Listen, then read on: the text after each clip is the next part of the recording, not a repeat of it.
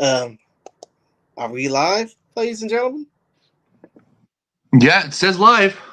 Oh, okay. Just wondering.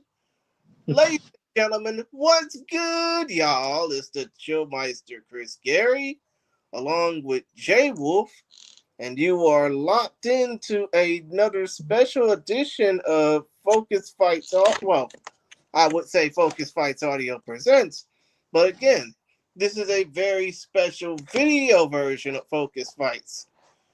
As we, of course, not only are talking about RIZIN Landmark 10 coming up this weekend in full form, but we For also free. For free. But still, we also got a guest basically wanting to talk about this stuff with us. And he is all the way out in the Irish Isles and wants to basically speak his mind. So, guest, please introduce yourself and, let people know how the masses can find you. Yeah, so I'm from Ireland. I've been watching MMA must be 27 years now. Big RIZIN fan, so happy to be here. Thanks for having me. And yeah, just happy to talk RIZIN, happy to be here. Okay, and I will basically ask if you have any social media platforms later on, even though from how I found you, I think would be obvious, right? yeah, pretty much, yeah. Yeah, but Hey, do you mind if I call you Suplex? Because you're Suplex 10 in the RIZIN Discord channel. Is that cool? Yeah, I don't know why I didn't put that as my username in hindsight. Oh.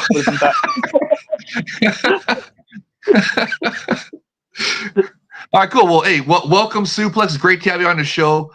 Can't wait to talk about this epic RIZIN Landmark 10 event with you. I mean, we just mentioned that it's going to be free on RIZIN.tv, but 15 plus bouts, 16 total. I mean, this is in the cage, Superior Ruleset in the cage. We got 12 Superior Ruleset in the cage bouts. This is going to be a lot of fun. A lot of international fighters. This is good matchups. It's even with some great women's fights on this. It's going to be a lot of fun. I can't wait to watch it with you guys. Can't wait to do the show with you guys. Unfortunately, we do have to deal with the fact that there are 4 prelim bouts on the card. And unfortunately for the women's MMA fans, there's only one WMMA fight on the card. And but it's a good one. It's a good one. Yeah. I mean, yeah, it is a good one, but it's still the only fight on the card. Hey, fill up the fight card full of.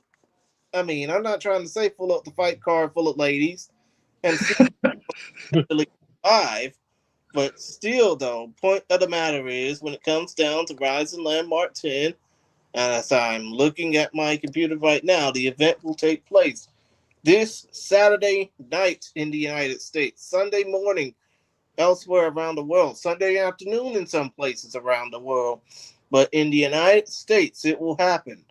Saturday. Did we ever figure out the exact start time? Because remember, the listed start time is for the main card start, right? And then it's supposed to be like at least an hour to an hour and a half before for the prelims, which will be, I guess, is streaming on the Japanese, RIZIN Twitter site or whatever. It's not going to be on the RIZIN.tv stream, correct? But I think it might be on the RIZIN. If we're going to be watching it on RIZIN.tv, it'll probably be with no commentary because, like I stated in the Focus Fights tweet, it'll be on RIZIN.tv this Saturday, 9:30 p.m. Eastern, 6:30 p.m. Pacific. That's when the first fights. That's when the first of the 4 prelim fights will start. Okay, it said 6:30 p.m. Pacific. Then it's definitely showing the prelims on the RIZIN.tv stream. Probably with no commentary, that's all right. Which is just how nature intended, because we all want to hear those fight sounds. Yeah, sometimes no commentary is even cooler, right? And we're getting Chevalo and them for the main card with English commentary, ringside or cage side English commentary, right? So. It's I don't mind the prelims being with no commentary. That actually makes it more interesting to see what they'll be like with no commentary, in my opinion. Yeah, of course. How much of a joy has it been having Michael Schiavello? Oh, it's fantastic, Suplex. Oh God, you remember, how it was before Schiavello came in. It was remote Zoom commentary, right? And just the audio issues were just sometimes unbearable, right? Like, I mean, we love Damian Brown and everything, but sometimes when the audio issues were happening, like if he would get excited and go like, oh, you know what I mean? It would like blow out your speakers, and if you had like it would blow out your eardrums and stuff. So it was just, man. And then when Schiavello came over to bring back ringside commentary, it was, I mean, immediate, just noticeable difference. It just elevated the whole product overall, in my opinion. Like, just made it so much more watchable. Watchable. I'm so excited about it. I'm so happy that Schiavello is there, and he fits perfectly, doesn't he? Don't you think he just fits perfectly with in Japanese mixed martial arts and RIZIN? His energy level is amazing. Like, he just hypes up everything. Top, he knows his stuff. It's a joy having him. Well, absolutely. Yeah, I agree, because when it comes down to Michael Schiavello, I mean, he's like, I wouldn't say it like that, but I would say that he's like the Snoop Dogg fight sports. He makes everything. I mean, like how Snoop makes, like how Snoop Dogg makes a song better. Michael Schiavello automatically ups your fight broadcast to 10 or 11. I mean, the dude made watching football or soccer better. Yeah, he's definitely in the top tier of commentary for sure. Up there with like Ronaldo and all them. I mean, for me, Ronaldo's the GOAT. Mauro Ronaldo, but unfortunately he's in boxing right now. He's not even in mixed martial arts anymore, but boxing and professional wrestling, but still. Yeah. I mean, you guys stole him from us in mixed martial arts. You wrestling fans out there, you get to have the GOAT Mauro Ronaldo call your events all the time. You're lucky. By the way, Andrew Benjamin of the We Are RIZIN podcast is saying, nope. Zach said that there will be no in-person commentary, and it looks like Michael Schiavello is still in Australia. That's not confirmed. And Zach was talking about New Year's Eve. And this one, Schiavello has already tweeted out that he's going to be there for Landmark 10. Right? Or no? I mean, I would assume that he will be in. I mean, because...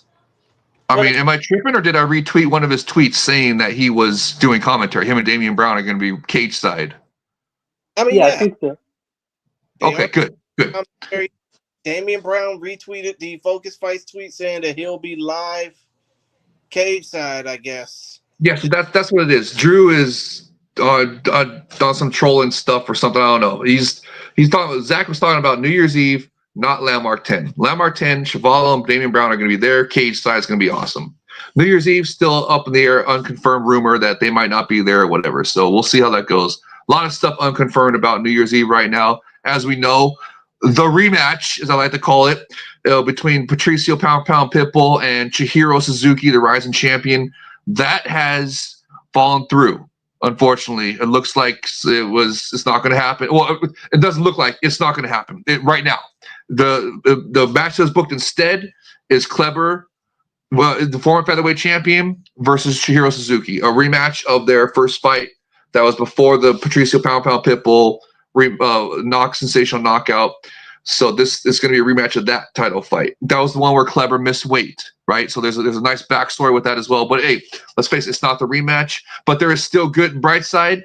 There is still some good, positive news about that, is that it's still possible for the Bellator or PFL collaboration portion of the New Year's mega event to happen still, even without the rematch. So that's exactly. Fingers crossed they don't fumble that and they allow that to keep happening. And we think it was because after the unfortunate flop of a pay-per-view the PFL had with Ngannou, because it was reported that was only 10,000 buys or some incredibly low number, unfortunately. So compared to the cost of that, we're worried that has a trickle down effect and ripples across the combat sports world. Meaning, and one of the casualties is going to be the rematch, and hopefully not, but we'll see. remains to be seen. Hopefully, they're gonna still do the collaboration mega event part of New Year's Eve, and which would be sensational. You know how the first one went; it was absolutely sensational. So we'll see how it goes. But that's what the rumors are now about New Year's Eve, and the news that it's going to be Kleber versus Chihiro for the featherweight title instead of the rematch that I like to coin it, Patricio Pound Pound Pitbull versus Chihiro. Well, so yeah, still an awesome fight. Yeah, there's still a good fight. It's just not as cool as it could be. And what I'm most concerned about is that the collaboration portion is in danger. That's what the rumors are. Is that it might not happen with the collaboration portion, which would be absolutely tragic, I think. Well, and Andrew is basically saying, "LOL, that's even worse." But, yeah, well, it is worse that we're you know that PF flop pay-per-view is having these downstream effects on our enjoyment of New Year's Eve. But what I'm basically reading up on, and I don't know if this is truly confirmed or not, maybe it ain't, but still though, I'm still wondering if Lance the Party Palmer, if folks like Lance the Party Palmer and Bubba Jenkins are still interested in fighting for RIZIN. Nice. Those are two fantastic names. Bubba Jenkins, as you know, is a wrestler, and it would be real interesting to test Andrew's favorite theory, the GSP theory, as I like to call it, of wrestlers grinding wrestlers with grounded knees, seeing how they would perform under Superior Ruleset. Lance Palmer, a great action fighter. I would love to see him on a Superior Ruleset. So those are two fantastic names linked to New Year's Eve and the collaboration portion. So I'm really excited about that. That's the first I'm hearing of it right now, Jake Krish. So that's awesome. I really like those two names being in contender for the collaboration portion of New Year's Eve. Hopefully it still happens. Yeah, of course. And that news was basically from Billy Bigelow, Japan Top Team, back on 7th. He said that Bubba Jenkins and Lance Palmer both have expressed interest in fighting for RIZIN. I can imagine some very good matchups in the featherweight division. Oh, yeah. Andrew is saying, LOL, it's a decillion times better match. I think he's referencing the Chihiro versus Kleber rematch and said, LOL, Lance Palmer's not an action fighter. He's not? I thought he had some bangers. I mean, it's between you and Andrew on that one. Nah, whatever. He's trolling. Then if he's not, then he's going to be another one to test GSP theory. Drew, your favorite theory, GSP with grounded knees theory. Yeah, of course. And obviously, I know that you like to harp on the pussified rule set, but did you see that 12-6 elbow movement to somebody's rear end? Yes, I was on to post that in the Discord chat. It was hilarious. It was in the I forget what the women suplex. Do you remember what that women's mixed martial arts fight was between those two? It was the girl with the red hair and another UFC girl, and towards the end of it, they had a 12-6 elbow to the backside, and it was to the bum. It was hilarious. The name very escaping me, but I do remember what you're talking about. It was so funny. I think it was Jillian Roberts. Is that the girl with the red hair's name? Yeah. Okay. Yeah, I think it's Jillian Roberts. She's a 12-6 elbow to the bum of the other girl. It was hilarious. By the way, Jay Wolf, Andrew is saying, the GSP theory doesn't exist, and Palmer's on a two. Oh yes, it does. Palmer's on a 2-fight losing streak and hasn't finished anybody since 2019.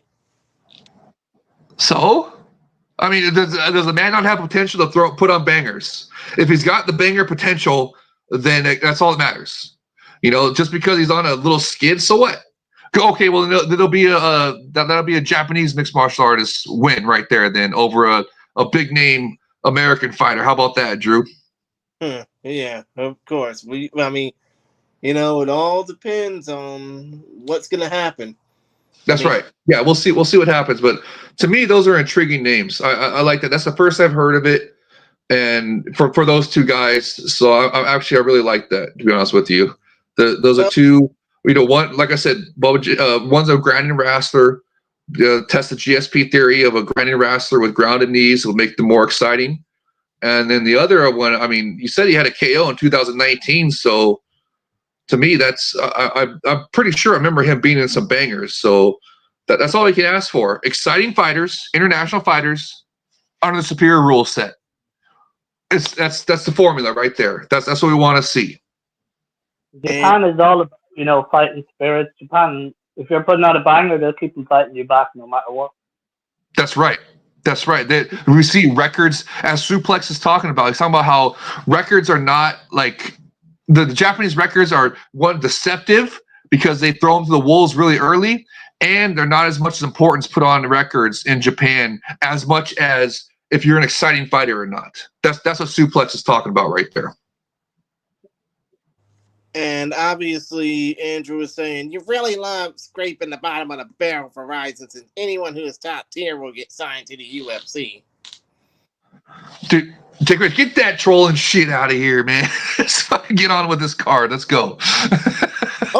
Okay, let's go ahead and get on with the card then, even though, of course, Andrew will be like this the whole damn podcast.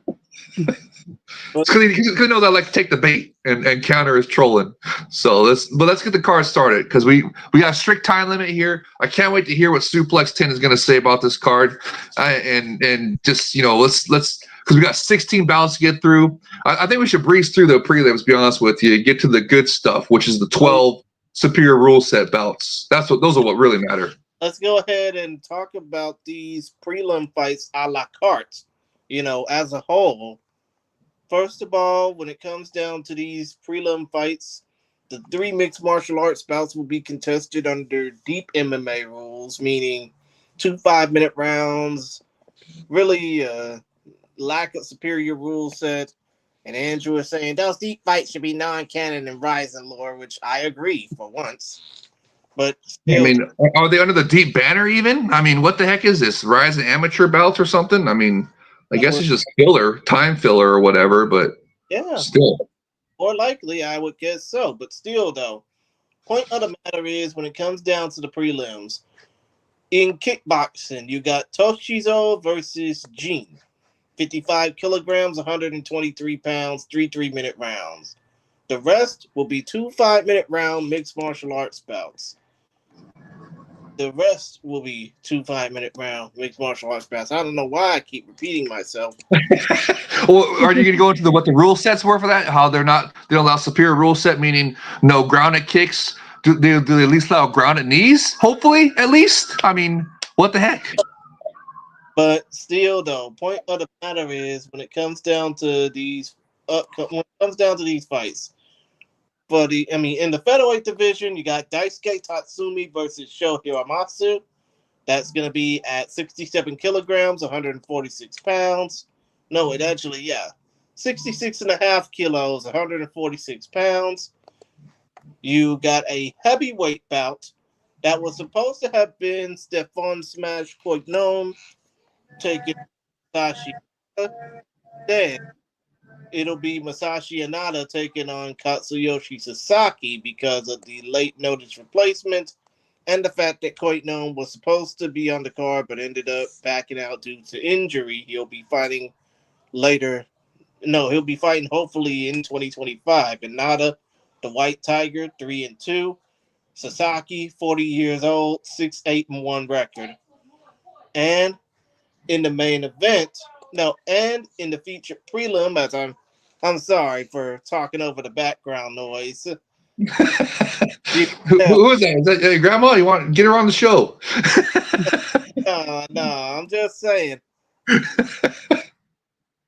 Living in the bottom of the map, so to speak. It's environment. Don't even trip. Just keep it going.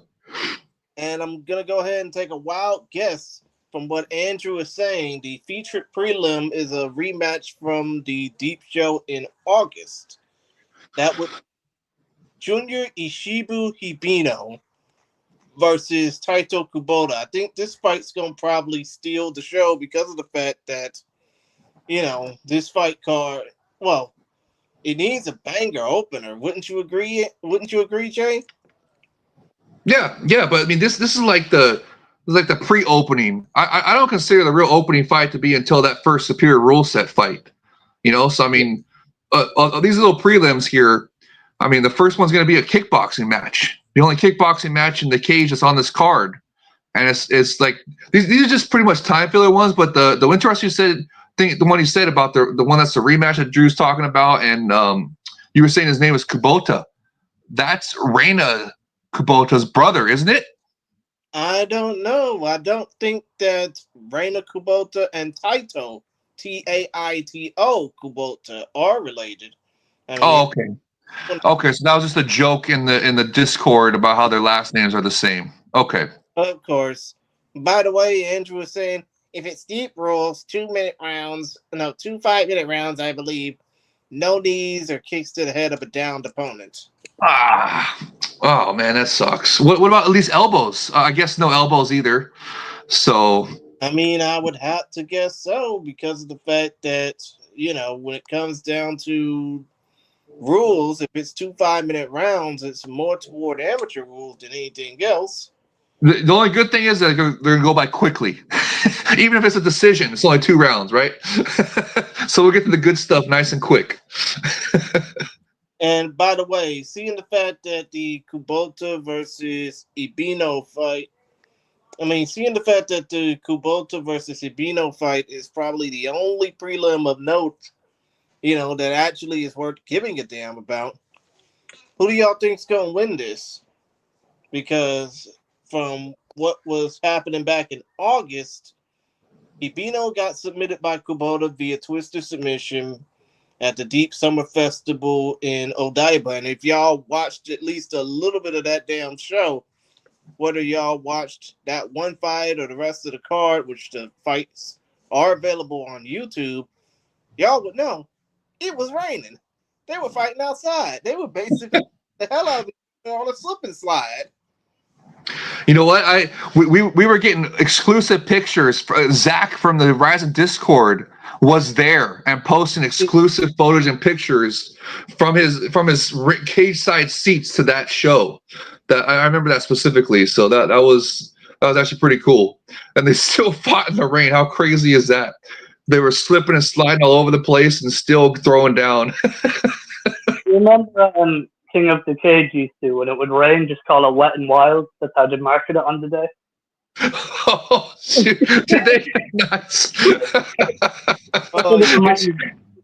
The Irish real on that card, but still, though, I just felt sorry for Lane Saint Ilme, a.k.a. Saint. He lost to Animal Kochi Shikuba in a really disputed bout. Wow. And now apparently KC, King CeeLo, posted in the RIZIN Discord chat that Animal Koji has gotten in some legal problems with the law right now over in Japan, apparently. Was in some kind of crazy robbery scandal or something crazy. So poor Saint is gonna have to wait a little bit for his rematch, depending on what the outcome of the trial is for Animal Koji. Yeah. But still, though, going back to the lone prelim fight worth giving a damn about, who you got, Kubota or Hibino in the rematch? You're going to suplex for that one. I'm going to go with Kubota by decision.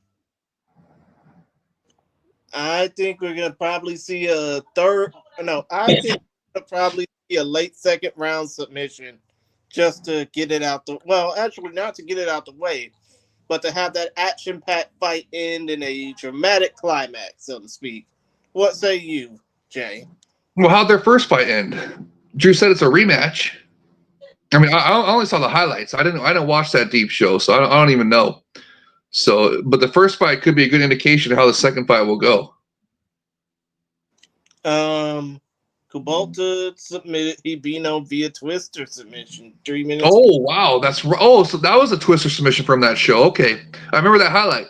So okay, interesting. So Kubota's got some submission skills, and he's got the same last name as one of our favorite, if not our favorite, women's martial artists, Reina Kubota. So I'm going with him for sure, 100%. Okay. And I guess I would probably be, I mean, like I said, I think Hibino's going to, I think Kubota's going to win this fight via twister submission, same as last time. I mean, you can tell how hyped we are for these prelims. I'm already to get to the main 12 fights. You know, I don't even care about these prelims no more. After Drew put the rule set up on there on the banner, it's like, man, okay, let's get past these with the quickness. It's like Andrew said, you want to fights, you reap what you sow. I wanted a bunch of pro fights, superior rule set, not a bunch of amateur fights. Come on. That should have been the compromise. They should have done it under the RIZIN rule.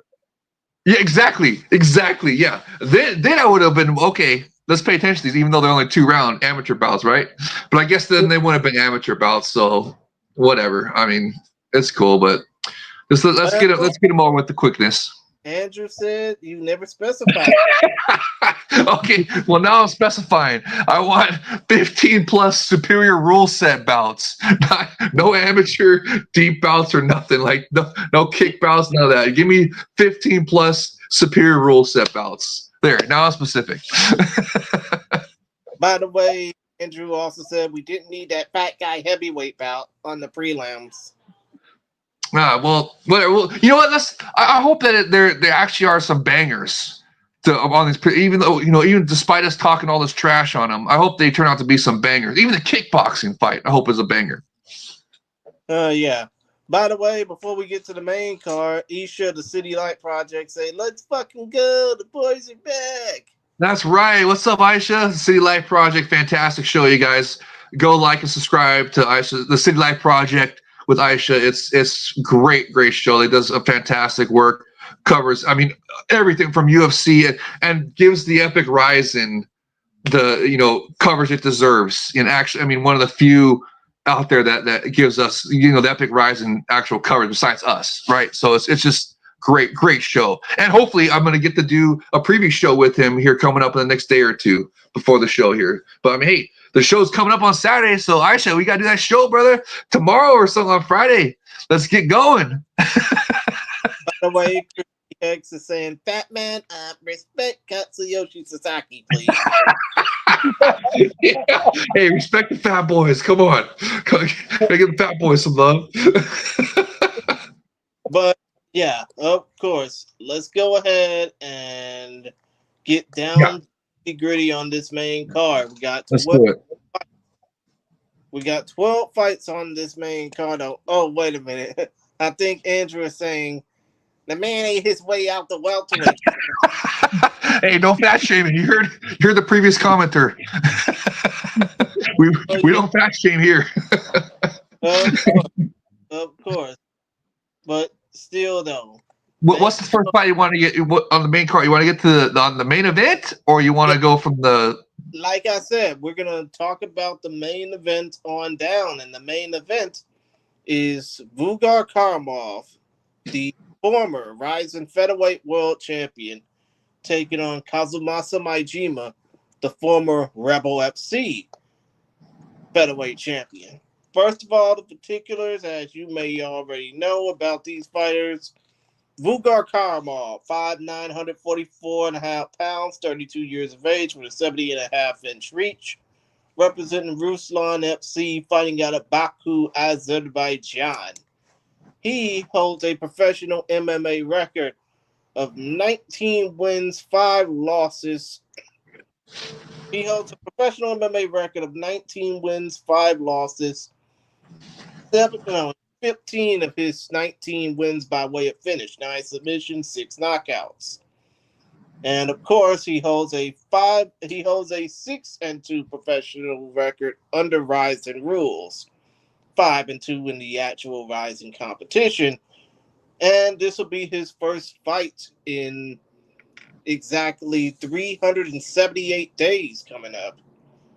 As of course we know, he lost at home at RIZIN Landmark 7 to Chihiro Suzuki for the featherweight title when he got the rare, unfortunate treatment of getting knocked out from the top position. Yeah, with a grounded up kick that would not have been possible without the superior rule set of the Epic RIZIN.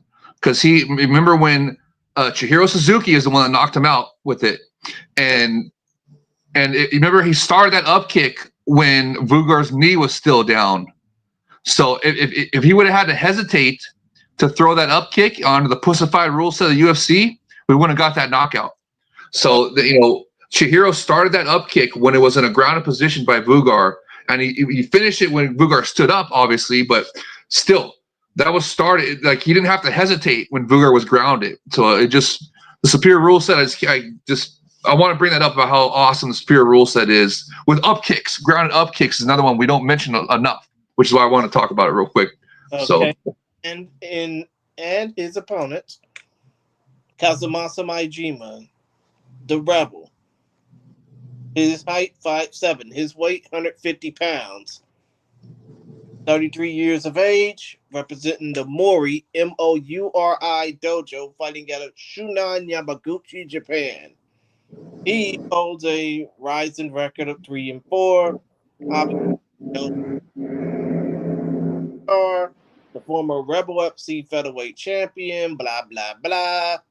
But still, as far as being a good fighter goes, he overcame a 3-fight losing streak to start off his RIZIN career, getting knocked out by Yutaka Saito, getting choked out by Kleber Koike Herbst, getting knocked out by Masanori Kanehara, and managed to win 3 of his last 4, including more recently at Super RIZIN 3, beating Andrew's favorite fighter, Suguru Ni, via rear naked choke. So, yeah, now that I basically ran all my vocal cords out on this match, who do y'all see winning this fight? I mean, actually, no, it's not who do y'all see winning this fight. It's do you think that Majima has a chance to upset Karamov in the same way that Chihiro Suzuki did? Suplex shaking his head. Let's go suplex. See what he says. I don't see it at all. I think Kamarov's going to finish him TKO, submission, pretty much whatever he wants. And if Suzuki wins, New Year's will set up the rematch. But I think these Azerbaijan fighters are top class. I think it's going to be a clean sweep. I know I'm skipping ahead, but yeah, I don't see him having a chance at all. So you don't see Majima winning this? No, not even a little chance. Not to be harsh, but I just can't see it. Okay, fair enough. Suplex, do you see him getting finished? Do you see Vugar getting the finish over Majima, or is Majima tough enough to force a decision? I think he'll finish him. I think probably ground and pound or submission by rear naked choke, maybe from the grounded position, like obviously. But yeah, I just don't see him having a chance. Okay, understood. Jay? That's more about Kamarov than him. He's a top prospect. I see. And Jay, what about you? I'm in agreement with Suplex. I think that Vugar is he's been itching to get back in the RIZIN. Remember, he was dealing with that whole assault or whatever case it was in Azerbaijan, where he was having to deal with all his legal troubles and stuff. He's finally free of that. Found out whatever it was not a felony. He paid his dues, all that good stuff. So now he's back. He's able to get into Japan and he's able to fight. So he's wanting to, he is really, this kept out all year, right? So he is ready to get back in that ring or in that cage and perform. And I'm really looking forward to seeing how he does here. And I'm looking for him. Like, I agree with Suplex. I think he's going to finish it. I think he's going to get the finish, even though Majima is a tough fighter coming off a very great win over Drew's favorite fighter, Knee, who Drew was wanting to get on a contendership title shot. But Majima, he spoiled those plans for Drew. But, he's a good fighter. That's my point. He's a good fighter, so this is going to be a great fight between 2 great fighters. But I just see Vugar Karamov, I'm telling you guys, he's coming in with a chip on his shoulder. He can't wait to get back and perform again, and I can't wait to see how he does. And I think it's going to be exciting. I think he's going to get the finish. I see. And when it comes down to this fight, I think it's pretty damn obvious that Karamov's going to win this because, of course, he is. I think that it's going to be only a matter of time before he gets back into title contention. But I don't know if he'll get the finish in this fight. I think this fight might be unanimous decision win for Karamov, but he might have to scratch and claw just to get that win because he hasn't been in competition in, like I said, 378 days by the time this fight card happens. But that's a good point. Ring rust is a factor. Oh, go ahead, Sue. That's what we're saying? I think the cage is going to help Kamarov a lot. It's going to be a big factor. Good point. That's right. He can press him up against that cage. Whereas with the ropes, we can't really do that, or else you'd have a ring fallout. As I like to troll the bros in the Rising Discord. We always have this thing going back and forth between about the ring and the cage, and I love them both. So I love to troll them about the ring and stuff like ring restarts and stuff like that. Stuff you don't have to worry about in the cage. And remember the first Trigger event? The first Rising Cage event was called Rising Trigger First. Remember how action-packed that event was? It's one of my top 3 Rising events of all time. That's how good it was. It was absolutely sensational. And there's something about the cage. When there's superior rule set in the cage, there's just something about it where it brings the action. So we'll see if that happens again with this. I mean, there's going to be 12 superior rule set fights. So there's a lot of chances for some action to happen. I see. And basically, all in agreement. Karamov.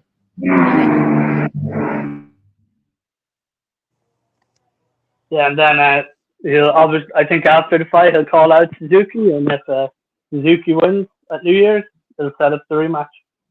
Oh yeah, of course. And if he doesn't, what Suplex is talking about is the rematch between Kleber and Chihiro Suzuki. What if he doesn't win that? You see Vugar and Kleber clashing in the future for the title. Is that a big red fight? I'd love to see that. I could see it happening. 100%. Yes, 100%. I could see that because that'd be two excellent grapplers going at it. So I think that would be a really fantastic fight. I give the edge to Kleber in that fight, but I don't know. Like you said, Suplex, these Auser boys, they're top class. I love that phrase to describe them. That's absolutely true. They are top class fighters. So I mean, for any fighter, it's not going to be easy to get them out of there. I don't know if people have seen the RIZIN Confessions, where it shows the facility they're training. Like it's top of the line. It's the government lets them use it. There's many advantages in their country. The Azerbaijani fighters, you can see the UFC watching all of them. They're taking them one by one, and it'll be interesting to see who stays around after this guy. Yeah, and what Suplex is talking about is the RIZIN Confessions series, which is their like behind the scenes shows on YouTube where they give like behind the scenes insight into the fighters and their fight camps and stuff like that. It's called RIZIN Confessions series. Everybody check that out. That's on YouTube, RIZIN's YouTube channel. And by the way, Andrew is saying that Chihiro versus Karamov, the rematch would be an awesome fight. No matter what, you can do the Pitbull Chihiro match at any time. But that's fine. I mean, you already know. I believe we gave that up to get 47, so I'm fine with it. As long as we get the rematch in the future, that's music to my ears, Drew. I absolutely love it. I don't care now. Just give me that rematch sometime in the future. I want to see it eventually. It's got to happen eventually. That first fight was just. I mean, that's probably. What do you guys think? Suplex. Do you think that when Chihiro Suzuki knocked out Patricio Pound Pitbull like that in sensational fashion, do you think that's a better knockout than even his title knockout over Vugar Karamov to win the RIZIN title? Yeah, well, I know for me personally, big Suzuki fan, but I was shocked. I couldn't believe it happened. The dream scenario for me would be Pitbull fighting at New Year's, and Suzuki obviously, he wins this fight, and a stare down for a future RIZIN card. That'd be amazing if we could get that. Nice, I love it. So you're saying you're throwing out there that you want Patricio Pound Pitbull to fight on the New Year's card against somebody, and then have Chihiro, because he's going to fight Kleber, And then if they both can win, then have them do a stare down in the ring on New Year's Eve to set up a future. But I love it. I hope that happens. That would be sensational. So we'll see. We'll see what's going on with the PF Bellator and Don Davis, though, about letting fighters come over. We got to see what's going on with that. Oh, by the way, Andrew wants to say more shocking pitbull knockout, but better knockout was the up kick, axe kick one, since it's such a rare way to knock out someone. Yeah, I'd agree 100%. I still have the pitbull knockout rate higher just because of the level of competition and everything, but no, there's no doubt that Chihiro grounded up kick KO of Vugar was sensational. So, but yeah, let's go ahead and move on to the women's fights. To the women's fight on the card, because I want to basically, try and get in and get out and talk as quickly as possible when it comes to the card.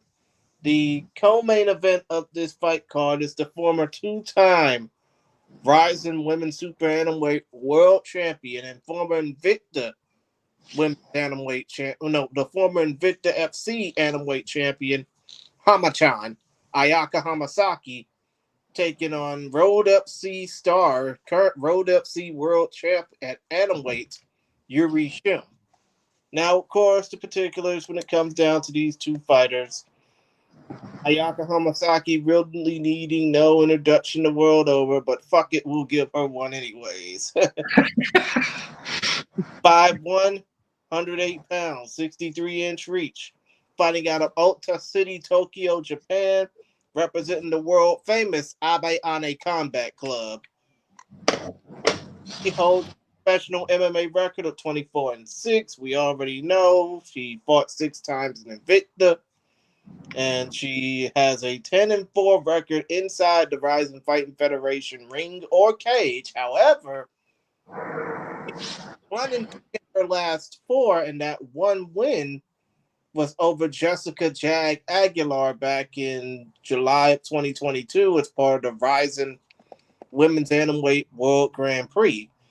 Unfortunately, she hasn't fought in a little over 2 years. So, yeah, her last fight was a decision loss to Siwoo Park. So, unfortunately, even though Hama-chan basically has been the ruler of the Atomweight division in RIZIN, especially the Super Atomweight division, unfortunately, she has some cage rust or ring rust she needs to get rid of. Now, as far as Yu-Ri Shim goes, she is 6-4 overall as a mixed martial artist. She is 5 feet 5 inches tall, 106.3 pounds, representing Team Genius and fighting out of Daejeon, Hosea Province, South Korea. For her Road FC record, she's 5-2 overall, the current Road FC Atomweight World Champion. But this will only be her second fight in the last 3 years, and her second fight in RIZIN, because, of course, back in March at RIZIN Landmark 9 in Kobe, she lost via tough decision to Reina Kubota. So she's hungry for a win in the RIZIN Fighting Federation after basically proving herself in South Korea for Road FC. So I just got to ask, both of these ladies have lingering ring rust, but in the case of Hamasaki's, it's more rusting, so to speak. So who do you think wins this fight and how? Suplex, go ahead. Yeah, I think Hamasaki is going to win. I think it's going to be by decision. And, 2 years off is a long time. She's going to feel the ring rust. But I feel like, RIZIN's given her a favorable matchup. I'm not saying, anything bad, but I think it is a favorable matchup after the ring rust. So I'm going to go with a decision win, unanimous decision. For Hamasaki, right? Yeah. Yeah, okay. Yeah.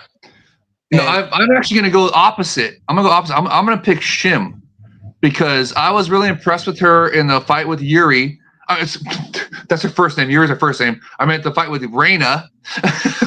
I was very impressed with Yu-Ri Shim in that fight, and even though she lost by decision, like Jake Chris said, it was tough, but it was fair.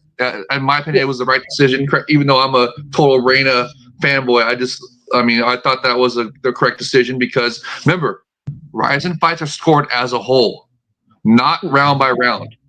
So so anyways, it was a fair decision, and Reina beat her fair and square, in my opinion, and that's what the judges agreed to as well. But Yu-Ri Shim showed great promise in that fight, in my opinion. And to me, this is like, she goes from one tough fighter to another tough fighter, even with the ring rust. Hamasaki, like Jake was saying in the intro, former Invicta champion, former RIZIN champion. This woman is a good fighter. And it's gonna. That's why Suplex's prediction of Hamasaki by decision. That's a great prediction. That's probably what's going to happen. For the betting fans out there. But you shouldn't. We can't count out Yu-Ri Shim based on her performance against Reina. It was very promising in my opinion. So and she's a big fighter at this is an atomweight or super atomweight? Super atomweight. Super atomweight. Yeah. Okay. So, but she is a big fighter, like tall wise. You know what I mean? So tall, real long arms, long legs for striking and stuff like that. So if she can keep it on the feet, I believe she's going to give Hamasaki problems. I'm just saying, if she can keep it on the feet, I think she might pull off the upset. We'll see though. Does anyone know why Hamasaki was out for so long? Probably to take care of lingering injuries and, probably land herself a boyfriend or something. Yeah, did she start a family? I don't know. Like you said, you might have to check the RIZIN Confession series. There you go. Great plug. Check the RIZIN Confession series and find out. Yeah. Because we basically want to speculate what the hell has happened to Hamasaki over the last 2 years. But unless we're basically watching the RIZIN Confession series, or you know what, they're going to probably pull more about it in the VTR before the fight on Saturday or Sunday in this case, because again, the fight card starts at 11 p.m. Eastern, 8 Pacific, but it trickle into the early morning hours here in the States. Unless we know more about that in the VTR, we just don't know, And way, Andrew was saying she broke her arm. Oh, okay. Yeah, then re-broke her arm in training. So yeah. Hey, finally a non-trolling comment by Drew. There you go. Hey, more of that, Drew. More of that. 2-year layoff because of a bad wrist. Okay, well that makes sense, but she's a great fighter. I don't really anticipate ring rust is going to be a problem, but we'll see. She is older. It says on Tapology she's 42. Is that correct? Yeah. Correct. Yeah, I didn't think she was that old then. Yeah, so the ring rust could really be a factor, like you guys are saying, but I don't know. She's a great fighter. And we got to talk. I guess Jake Chris doesn't want us to talk about that. Then, I was talking about there's also UFC this weekend between a fight that's been a ring rust for a long time that we're talking trash on. Let's go ahead and move on. Okay, yeah, let's not even mention that. But no, it's going to be a good fight, and we'll see if Hamasaki can do it even at her age. But I'm thinking, with the age and ring rust, and Yu-Ri Shim looking so promising in their fight with Reina, even though it was a loss, I think Yuri might get the upset. So we'll see how it goes. Okay. Very excited for this fight in particular. Okay. Which one? I'm very excited for this fight in particular, like Hamasaki's fight. Oh, okay. Yeah. Okay, and let's go ahead and move on to the tri-main event, the chief support of this. And that is SHOJI Mauryama, the samurai, taking on the catfish, Ryusei Ashizawa. Now, as far as the samurai goes, I guess it's easy pickings for a Ryusei Ashizawa win because his record, 19-17-1. He's 41 years of age, 5'7", 144.8 pounds, representing the Toikatsu Dojo, fighting out of Nabari, Mie, Japan. He obviously holds a record of 19-17-1. Loves to come out to Nobuaki Kakuta's music for some odd reason, the Bushido Bulldozer. But still, though, he's 1-5 in RIZIN. He's 1-4 in RIZIN, and 1-3 in his last 4. His one win was against the current featherweight champion of the world in RIZIN, that's Chihiro Suzuki, via left hook. 20 seconds into round number 1 at RIZIN 30 back on September 19, 2021. But don't mention that one ever again. That never happened. Oh, history. But still, though, he's riding a 3-fight losing streak, getting knocked out by Kyohei Hakiwara, getting knocked out by Hiroaki Suzuki, getting choked out by Ji Yong Yang. And, oh, by the way, much like Ayaka Hamasaki, he too is riding a 2+ year layoff. So, yeah, easy pickings for Ryusei Ashizawa, the former K1. Hopefully, easy pickings for him. Yeah, former on the wannabe version of Roy Jones Jr., at least for the Japanese audience. But well, he put on a pretty sensational performance in his most recent bout at Super RIZIN 3. Arguably the fight of the year, or at least the fight of the year candidate. Let me go ahead and get the particulars out the way first, goddammit. Ashizawa, 5'9", 135 pounds, 29 years of age, representing Purge Tokyo in Shinjuku, Indo, Tokyo, Japan. He actually from Shinjuku, Indo, Tokyo, Japan, by way of Minami Alps, Yamanashi Prefecture, Japan. Still, though, we all know his kickboxing record, 25-13 with 15 knockouts. Of course, he was never really a world champion. He was more so a star in kickboxing. That's for obvious reasons.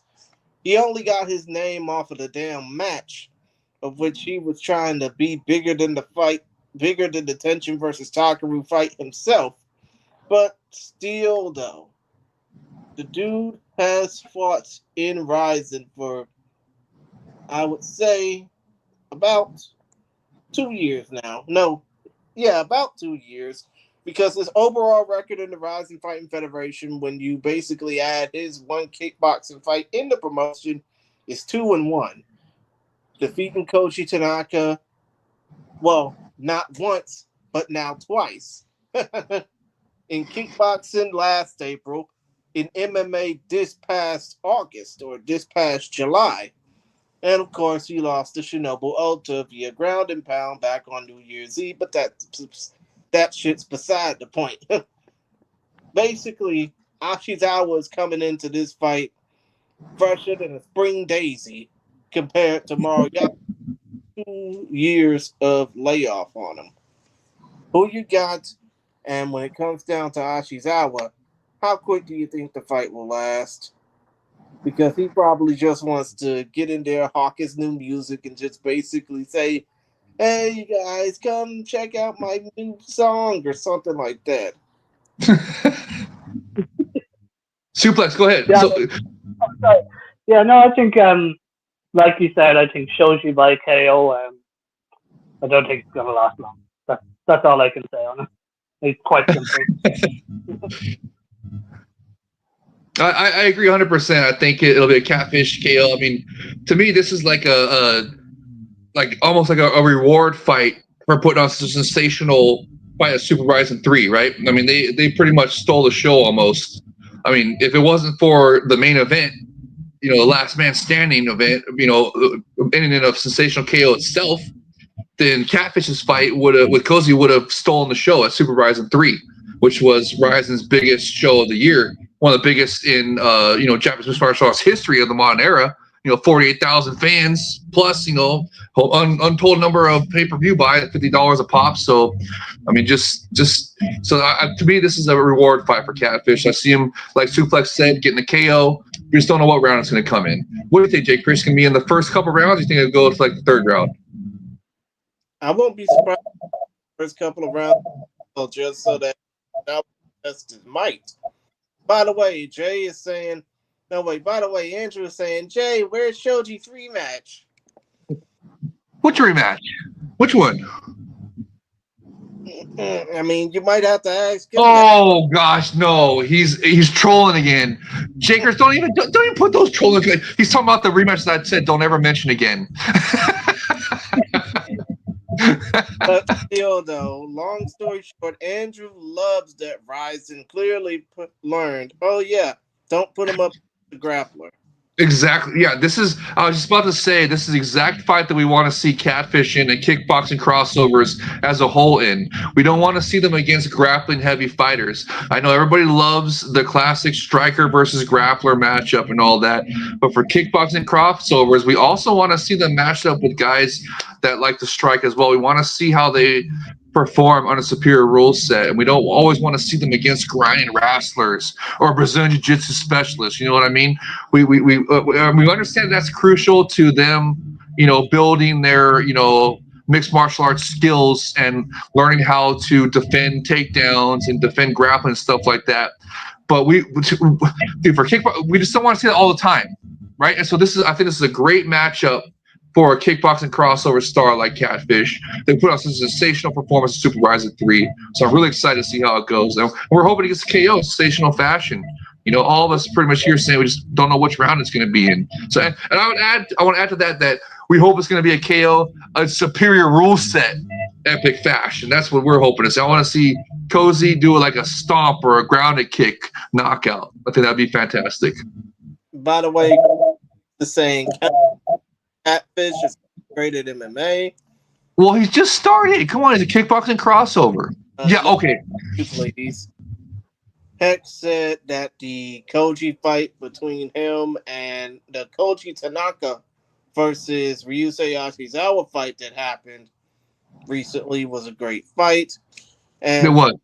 Ashizawa losing to Shinobu in your debut is nothing to be ashamed of, especially exactly that Ota is a former Olympic gold medalist. Silver medalist. Yeah. Yeah.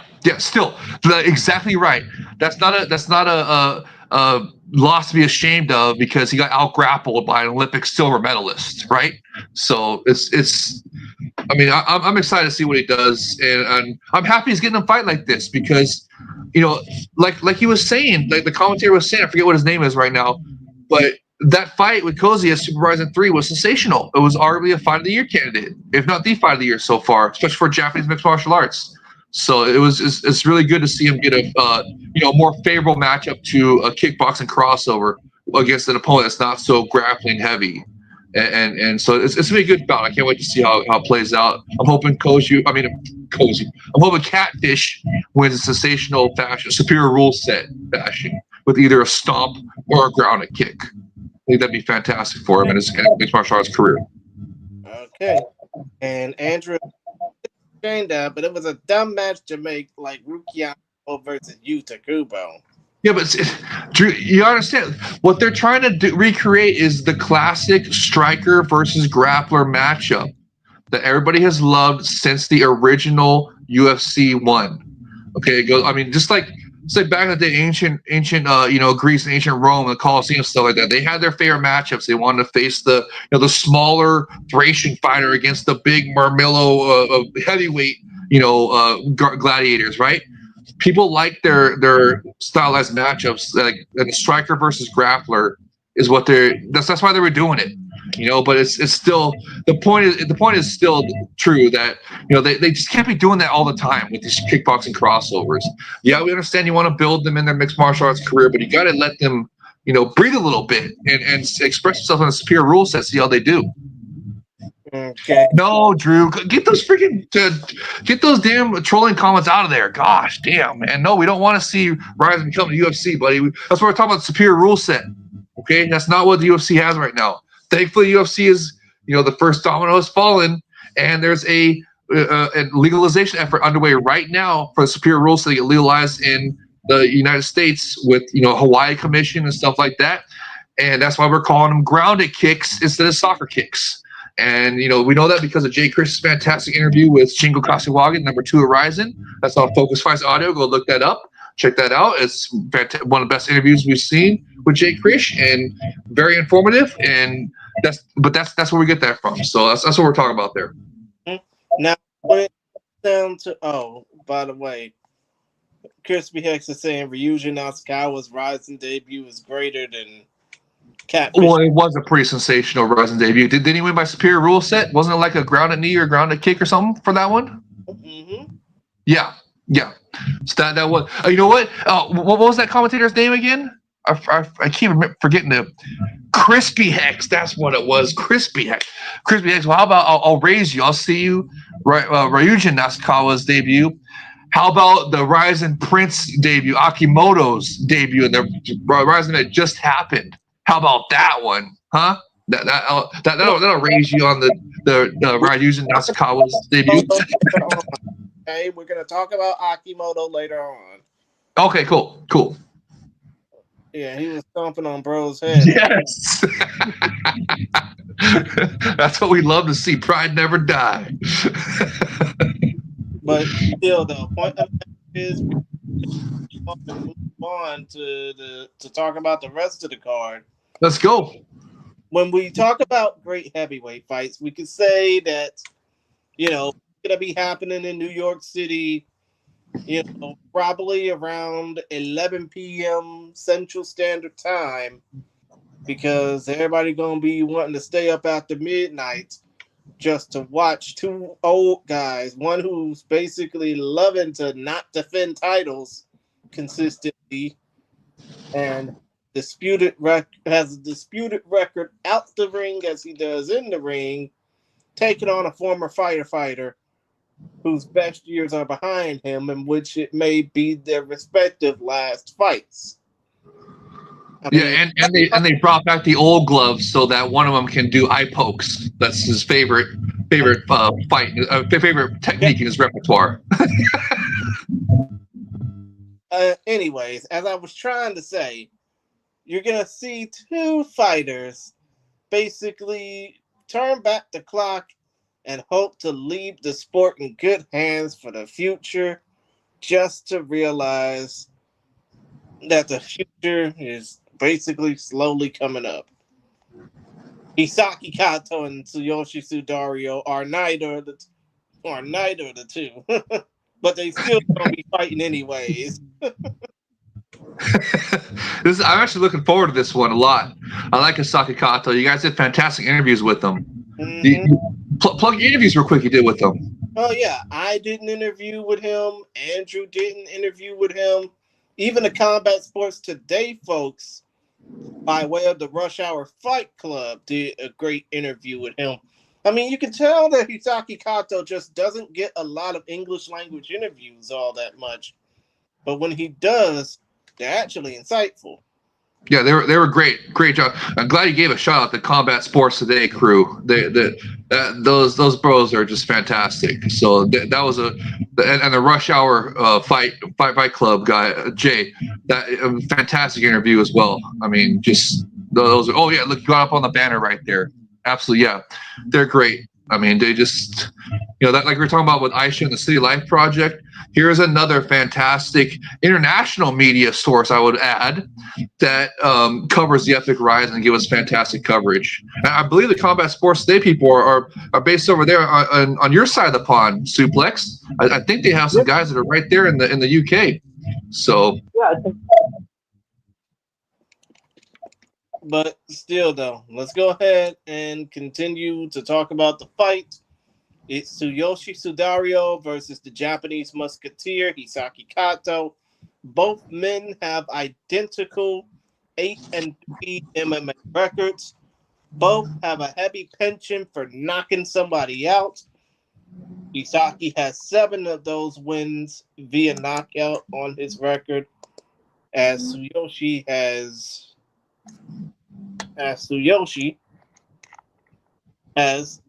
same number of knockouts, 7 knockouts each by both men. I was just about to say their records are remarkably similar for mixed martial arts here. You could basically say, to quote Mike Goldberg, they're virtually identical, but still, Yes, perfect reference, Jay Krish.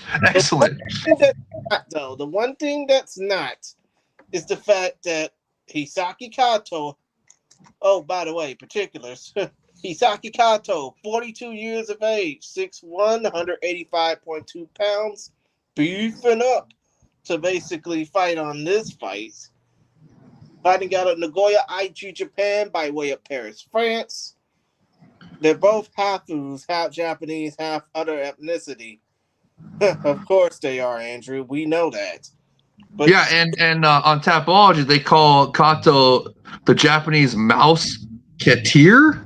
I mean, I thought it was supposed to be the Japanese Musketeer because he's in any part like French or something like that. he is, like, from Nagoya, Aichi, Japan, by way of Paris, France. But still, point of the matter I'm trying to make here, Kato hasn't fought in combat sports overall in almost 2 years, and he will be making his MMA return after a near 7-year layoff. Think about this. The last time the dude fought as a professional mixed martial artist, it was as a middleweight when he lost a unanimous decision to Shidi Bang Bang Inju Kuwani. Well, what about his last kickboxing fight? How recently was that? His last kickboxing fight was 2 years ago. Okay, that's a little bit better. So the ring rust ain't going to be that bad. So yeah, it's not going to be that bad, but still, though, it's not good either. The point of the matter is he hasn't won a fight in mixed martial arts since January 21st, 2017, when he defeated insert Gracie family member number 86. Hell, we know he's had one RIZIN fight, knocking out Yuta Watanabe at RIZIN 1 back on April 17, 2016. Doctor stopped Yuta punches in 64 seconds. As far as Tsuyoshi Sudario goes, he had a fight since New Year's Eve when he lost to Mikio Ueda in a stunning upset at RIZIN 45. I mean, I remember talking to Mikio Ueda before the fight. I mean, that was pretty epic. If you haven't seen the interview that I had with him, go ahead and check it out after the show, of course. But then after that, everything kind of bottomed out for Sudario. He and Enson Inoue went their separate ways because obviously Sudario didn't care much for Enson after Enson went to jail because of the issues that he had stemming from drug-laced candy bars. So, and I can understand, Enson's basically trying to rebuild himself as being a cultural icon as far as fight culture goes. But still, though, it just sucks that his best fighter that he's helped train over the last few years didn't give a shit about him. And it just really sucks that basically, Sudario has those evil mind. I wouldn't say evil mindset. I would just basically say, he just has a different way of thinking. Well, in Sudario's defense, remember he left sumo controversially, right? Yeah. So he wants to distance himself from all types of controversy, especially Enson got. I mean, it wasn't exactly a small thing that Enson got busted for, went to jail for. He was in jail for months over there, right? And he got kind of lucky with his sentence, to be honest with you. So I mean, you understand Sudario, coming off a controversy with sumo, doesn't want to be associated with any kind of controversies anymore. So I'm not faulting Sudario for that. I mean, that's not that big of a deal. I mean, I'm sure they still talk now. I mean, it's not like they don't like ever talk anymore or whatever. They like cut him off completely or whatever. But Sudario's got his own career he's got to think about, and he can't be like associated with convicted prison term people, right? Well, Andrew, the stump portion, and now Jay, they're cut off. Enson said so. Oh, okay. Well, it wasn't exactly a I mean, for us in America, it might be, out of proportion since it was just pot and psilocybin mushrooms or whatever. So, for us but for the Japanese, that's a serious offense, serious thing, right? So it just, I don't know. I just don't follow Sudario too much in this situation. He still has his own career to think about, you guys. You can't be associated with, Enson's gonna, like it or not, is gonna be associated like as a criminal right now, right? So Sudario wants to distance himself. Wait, what's his one? Also, Taka got kicked out of sumo for smoking the weed, but Sudario doesn't have any issues with him anymore. Takakenshin is his brother, Star's brother, and he did not go to jail for smoking weed, right? I mean, Enson went to jail for months, and it was a big news story over there. So, and he's not his blood brother. So it's like, come on. But still, though, going back to the fight, both men have 8-3 records. However, Tsuyoshi, who hasn't fought since New Year's Eve, has the bigger advantage compared to, overall experience. Because let me just, by the way, remind you, Tsuyoshi Sudario's MMA career started during Hisaki Kato's MMA layoff. Did we lose Suplex? Yeah, I think so. Oh, no. You know what? Hopefully Suplex, if you're there, come back. Come back as soon as possible. Yeah, hopefully he'll come back on. If so, I'll be waiting.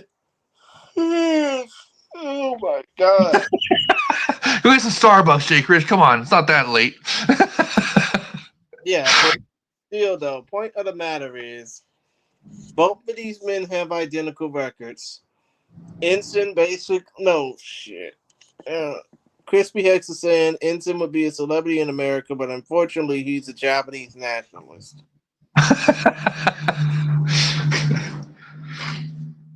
But still, though, going back to the fight, why am I mentioning Enson? He probably come out and kick my ass. Oh, and Suplex is saying, apologies, stream crash. Here he is now. Yes. Yeah, apologies. Oh, thank goodness. Thank goodness you're back, Suplex. We were worried something happened, so glad you're back already. It was Enson. He got to me. You had to shut down the stream before you spilled the beans. But still, though, point of the matter, both of these men have 8-3 records. Sudario has fought a hell of a lot more recently, even had a career a lot more recently than Hisaki's had an MMA fight. Or kickboxing. Yeah. So, who do you got? Sudario. But go ahead, Suplex. I want to get your take since we almost lost from the show here. So I'm glad you're back, and I want to hear what you got to say about this fight. No, the exact same as Sudario. He's younger. I know he's coming off being finished, but not as many finishes as his opponent. But I think it'll be it'll go to decision. I don't think it's going to be the greatest fight ever, but I'm going to have to go with Sudario. Yeah, and you're going with decision? You're going with decision, really, for heavyweight bout. Wow. Okay. So you're going with the Suplex going with decision. I think it's going to get finished by. I just think that. I mean, look how as the Japanese Musketeer Hisaki Kato is over 40. You guys says he's 42 years old, over 42 years old. Man, and Sudario's young, big. I mean, what's your say? We need a Joe Schilling type KO. He's talking about the sensational KO that Hisaki Kato got on Joe Schilling with a spinning back fist that knocked everything out of his mouth. But the 2 KOs that Schilling lost to Kato over. Yeah. What did you put those balloons for on your? Oh, I was wondering. It's a crazy effect. You're talking about the two sensational back fist KOs, and you got balloons coming. Oh my god, that's great.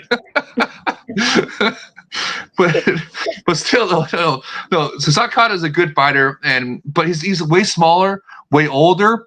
I mean, Sudario's younger. He just fought more recently, not coming off ring rust like Kato is. I'm kind of worried for Kato on this one, you guys. I mean, I think that'd be great if what Suplex is saying is it went to decision. That show how tough Kato is. But dude, I'm thinking Sudario's going to get this done with a finish. I mean, we'll see let's see what Kato looks like at the weigh-ins, right? I mean, since he is older, that's probably why he doesn't want to cut any weight and why he's even fighting at heavyweight right now. So we'll see what he looks like on the scale before we start writing him off for good. But I mean, if it's, I don't know, if he shows his age, it's going to be a Sudario knockout. Unfortunately, I mean, Sudario, he's not that bad of a fighter. He's just like an up and coming Japanese heavyweight fighter, and just ran into some tough, tough fights. But we'll see what he does in this one. But I mean, I just hope Kato has a good showing, and I hope it goes like Suplex 10 is talking about, like a decision. So we see that Kato's a tough fighter. He can hang a heavyweight with the decent young Japanese heavyweight. And just it's okay to say, no, I was joking earlier about Enson, but if everyone checks out his latest 2 YouTube videos, like Andrew mentioned earlier, it is a lot worse. It sounds a lot worse than it actually is. Like, put him and his wife in prison, I think it was. But definitely check out those 2 videos if you want to find out more about it. Yes, and great, and the podcast with Jim Ozeki, our good friend of the show and the RIZIN Discord. I believe it's called the Yamata Damashi podcast with Jim and Enson, and that's where he gives great explanation about all the stuff that's happened with the the arrests and all that stuff. And you're right, like I was saying, in America, it'd be nothing if he was in California. I'd maybe get like a ticket for the mushrooms. I don't think mushrooms are legal yet in California, but there's other states like I think Colorado, they're legal. So it's like, I mean, nobody would care in America about these things, but in Japan though, it's got strict rules. You can't be having pot or anything in Japan. That's a serious drug offense for them still over there. So it's a big deal. I had a friend who traveled to Japan. He went to Tokyo and he actually didn't bring his ADHD medication because he said it would be such a crime to be caught with that. Like, he'd end up in prison. Wow. Even ADHD medication, like, what if he had a doctor's note? Would they still harass him for it? That'd be crazy. Wow.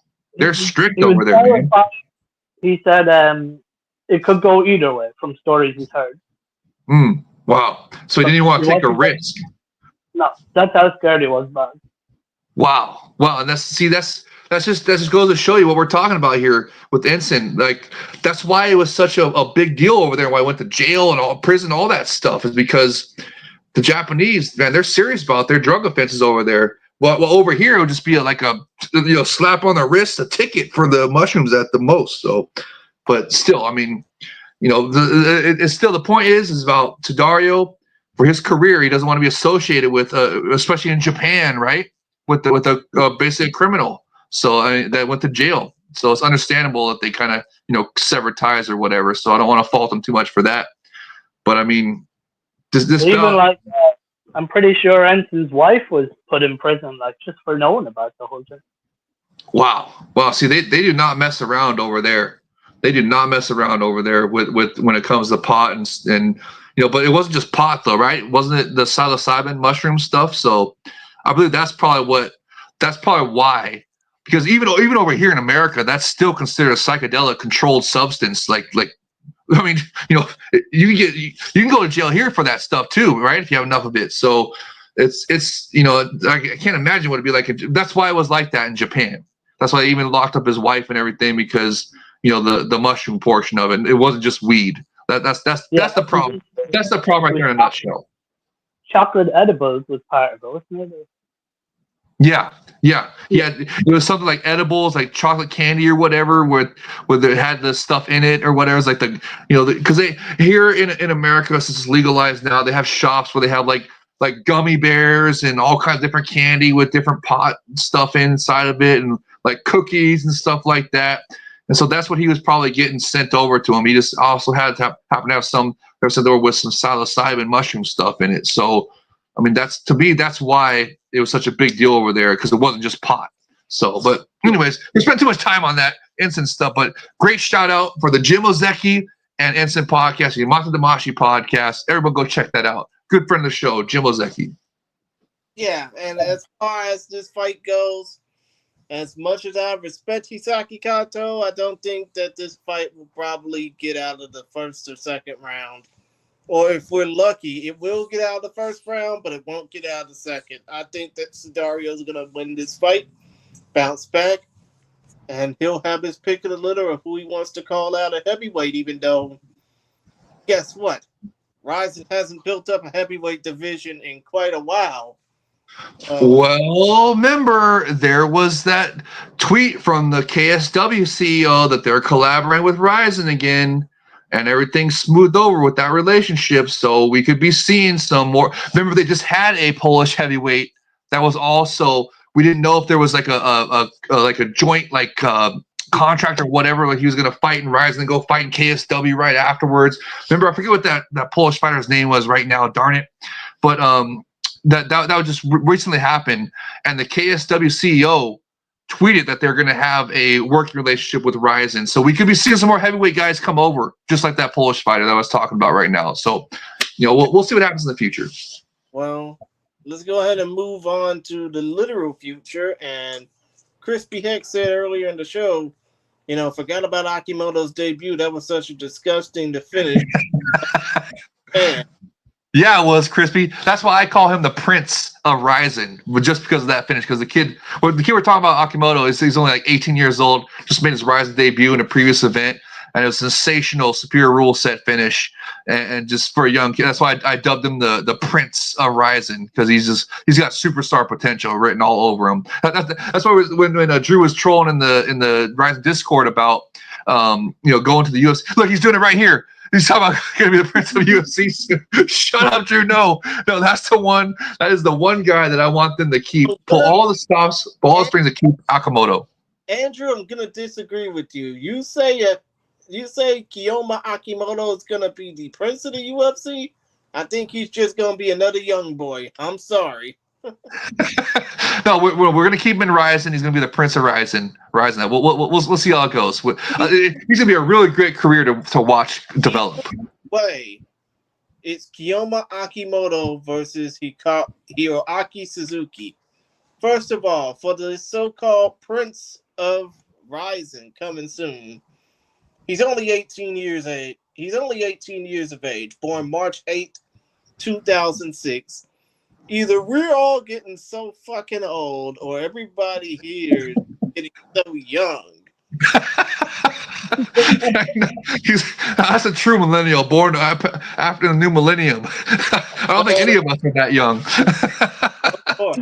But still, Akimoto fighting out of Peresta Kashiwa, Chiba, Japan. No, Kashiwa Chiba, Chiba, Japan. He has a record of 6-0, 5 of those 6 wins by way of finish. 4 of them in the first round.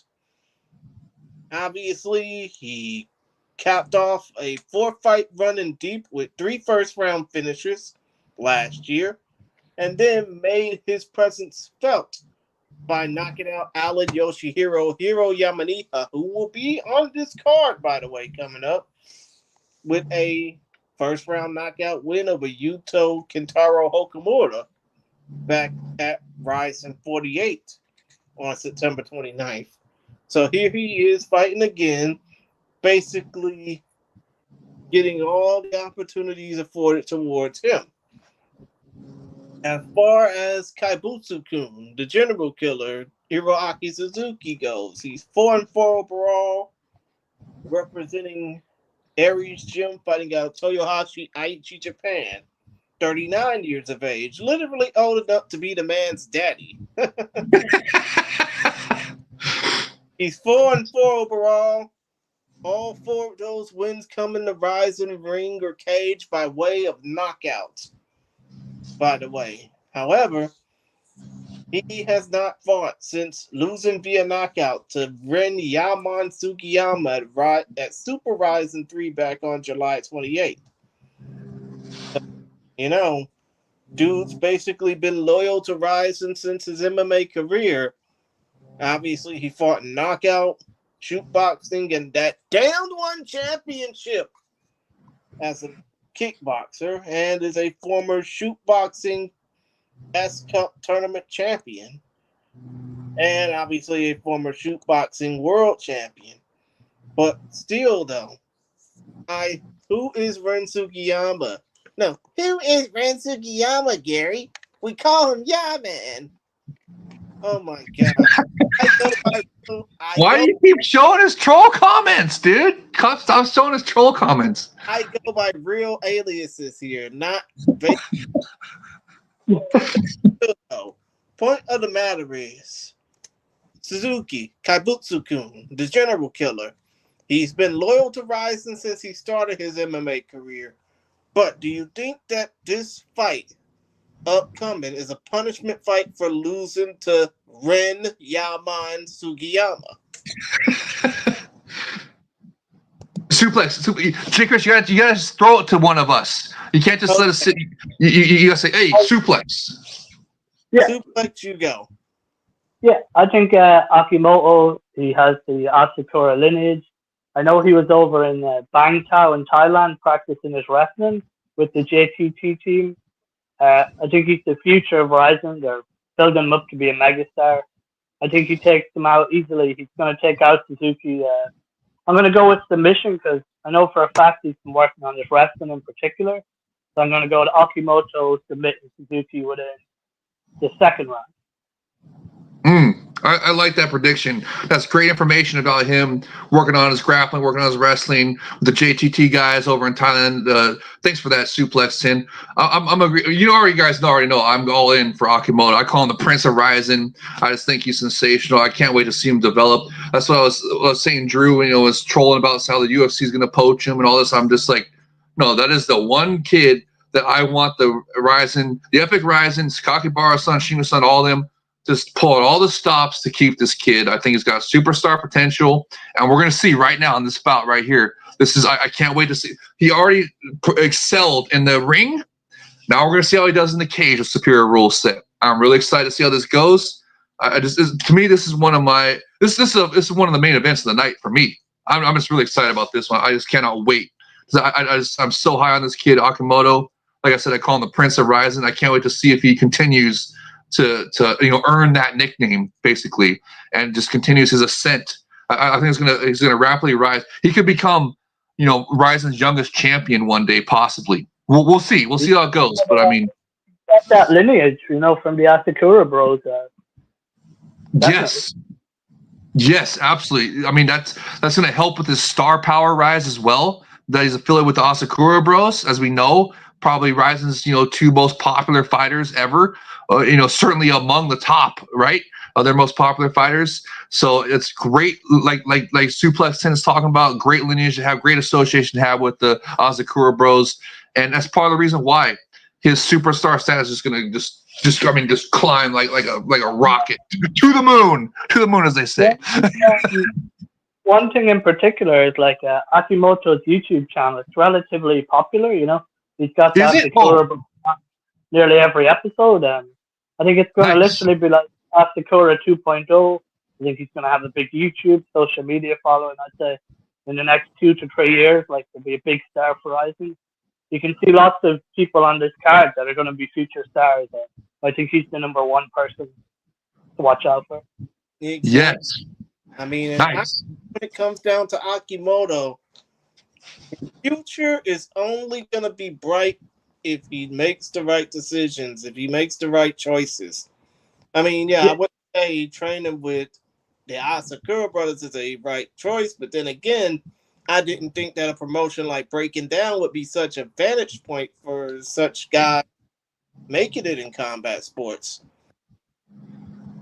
The Asakura star power is incredible, so it's great that he's associated with them. This can only help him, and I just want them to pay him whatever it takes to keep him in the Epic Ryzen and prevent him from being poached by the UFC. That's all I want. I mean, you guys might think I'm crazy, but I think Akimoto wins, and I won't be shocked if he ends up on the New Year's card. I know it's a quick turnaround, but I can see it happen. I think he's going to be on that New Year's card. Oh yeah, really? Wow, I love that prediction, Suplex. So I bet you. You know what? If it's a quick, like first round finish or first round, submission, I bet you're right.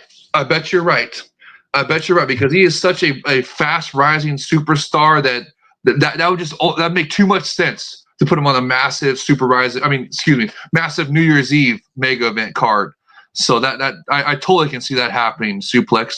Even though it would be a ridiculous, but he is young. So I mean, even though it's a ridiculous turnaround, like ridiculously fast turnaround, right? Like a month at the most, right? He's young, where it'd be possible. If they want to keep him, like just keep offering him fights, build up that star power, they'll keep him. Yes. Just someone like you said they need to keep. It'd be a damn shame to see him gone in the next few years. Absolutely. Yeah, 100%. Agreed, Suplex, 100%. As far as my prediction goes, I think that Akimoto's definitely going to be winning this via first round knockout, and we'll see what the future holds. As far as Suzuki goes, he's probably going to win entrance of the night because, Baby Crayon basically been performing his music, so. Well, maybe you learn something thing or two from Yaman's walkouts. I mean, Yaman's still the front runner for walkout of the year so far with his Dancing Vegas Showgirl walkout. So we'll see how Suzuki responds if he wants to steal the title. But I mean, we'll see. We'll see because I mean, New Year's Eve is when they really pull out the stops for the big walkouts, right? And what wasn't Yaman's big walkout at Super Ryzen 3, or was it just a numbered event? It was at Super Ryzen 3. Okay, yeah. So maybe we'll see a big walkout for New Year's Eve, but we'll see what Suzuki does in this one. Maybe he wants to compete with those for walkout of the year. We'll see. And speaking of man, if you've seen the RIZIN Confessions episode with him and Akimoto, like Akimoto beat him up pretty bad in sparring. Didn't look like Akimoto broke his sweat man's really? nose. Yeah, he got his nose gushing blood. He had to stop sparring. Wow. Wow, that's impressive. I did not even see that episode yet. Yeah, wow. After a few episodes, then you'll see it. I can't remember the exact number, but okay, it's a couple episodes ago. Okay, yeah. That's nice, but that's incredible. That's incredible. I mean, because Yaman is a tough fighter, a really tough. So if a kid like Akimoto's busting his nose up, even in sparring and stuff, that's a big deal. That's a big deal. So I'm interested to see what Suzuki try and intimidate him at the weigh-in. I have a feeling he's going to try and psych him out. Oh, you think so? You think it's going to be some weigh-in shenanigans from Suzuki? It'll actually be interesting to see how RIZIN's Prince Akimoto deals with that. If there is some shenanigans at the weigh-in, if Suzuki tries to psych him out, like Suplex 10 is saying here. So that's going to be real interesting to see. I like this. That's tomorrow night, the weigh-ins, right? Friday night's the weigh-ins. Well, actually, you say it's tomorrow night. it is tomorrow night. As this recording, I should say. Probably by the time everybody's listening to this, it'll be the same night. So everybody, well, if you're listening to this, go check out the RIZIN prelims later. I mean, the RIZIN weigh-ins later to see if there's going to be any kind of weigh-in shenanigans between Suzuki and Akimoto trying to psych out the young kid, the young RIZIN superstar. So it'll be real interesting to see if there's that and how Akimoto deals with it. Yeah, of course. But let's go ahead and move on to the next fight on the card because. Oh man, I want to spend some more time talking about Akimoto. All right, that's all right. We talked about the RIZIN Prince enough. Let's go. We'll have time to talk about him during the review. Okay. That's a great knockout, obviously. Yes. When it comes down to this next fight, obviously this is fight number 2 of 3. Japan versus South Korea fights on this fight card, but I think this one is going to be bringing up the most interest. It's the Red Horse Kyung Pyo Kim versus Daigo Kuramoto. For the Red Horse, 13-5 overall from Seoul, South Korea, representing MMA Story. 5'10", 156 pounds. Well, 5'10", 155 pounds, 32 years of age. 13-5 MMA record. 11 of his 13 wins are by way of finish. 7 knockouts, 4 submissions. He obviously holds a 3-2 record in Road FC competition, but also holds a 2-1 record in RIZIN. He choked out Shopashi Kusami. He knocked out Terrell Rocky Mob at RIZIN Landmark 7 in Azerbaijan, but more recently he lost to Spike Carlisle, the Alpha Ginger, back on June 9th at RIZIN 47. I think Spike Carlisle came out to an Utada song. I was jamming so hard I forgot. And there's no shame in that loss either, because Spike Carlisle's a good fighter, and it was a decision loss, right? It wasn't like a finish loss or anything. Decision loss. I thought it was a rear naked choke. I must be thinking of another fight. Let's look it up and just to make sure. Of course, it's loading slow. Let's see. You're right. Suplex is right. It was a rear naked choke. Oh, wow! It was a decision. Wow. Right. Spike was striking, and then he switched back to his ground game. Mm-hmm. Yeah. Wow. But still, you know what? Spike Carlisle is a great fighter. He's a good international fighter. So there's no real shame in that loss. And Kyung Pyo Kim is a good fighter too. So I'm excited. He's part of the international fighters on this card. I'm really excited to see.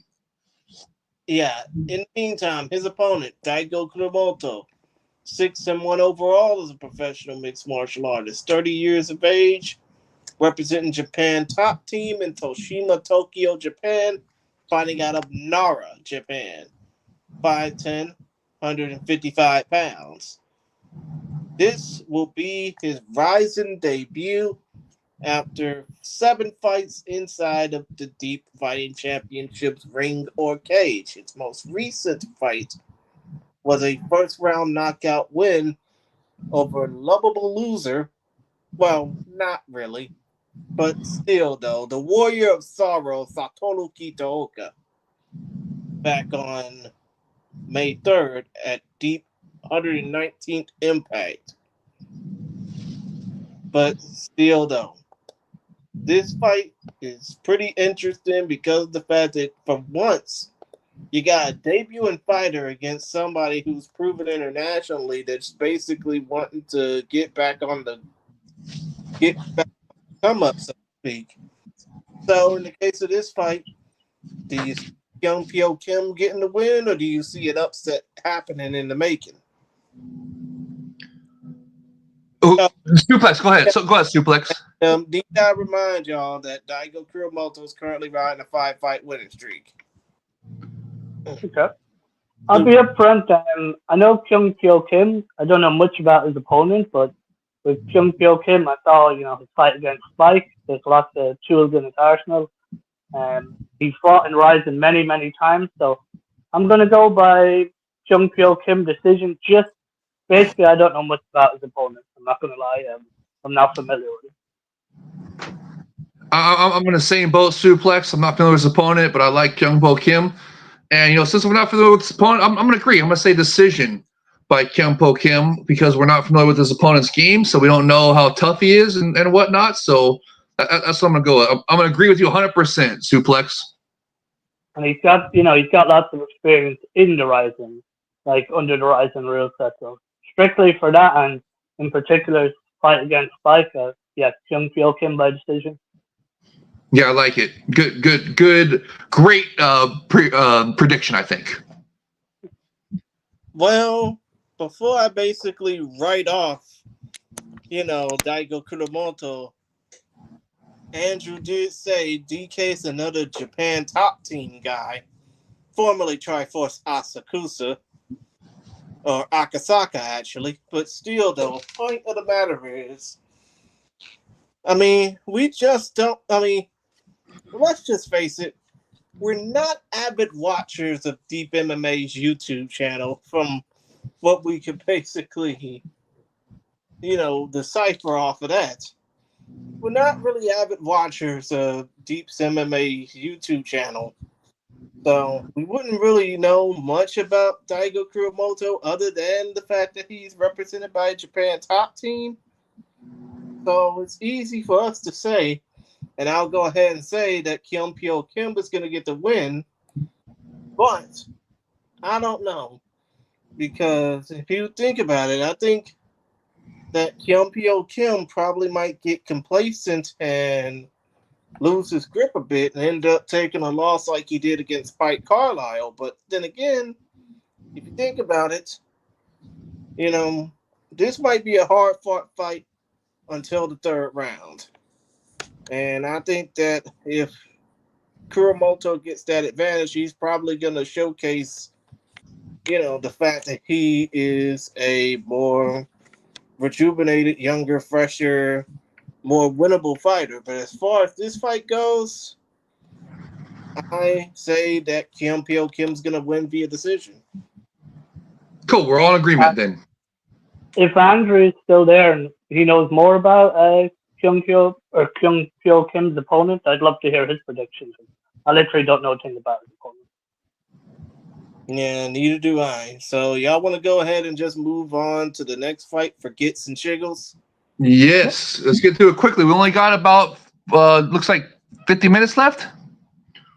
Well, yeah, but we're going on a bit of an overrun if necessary. So okay, well, let's keep it moving then. Let's keep it moving.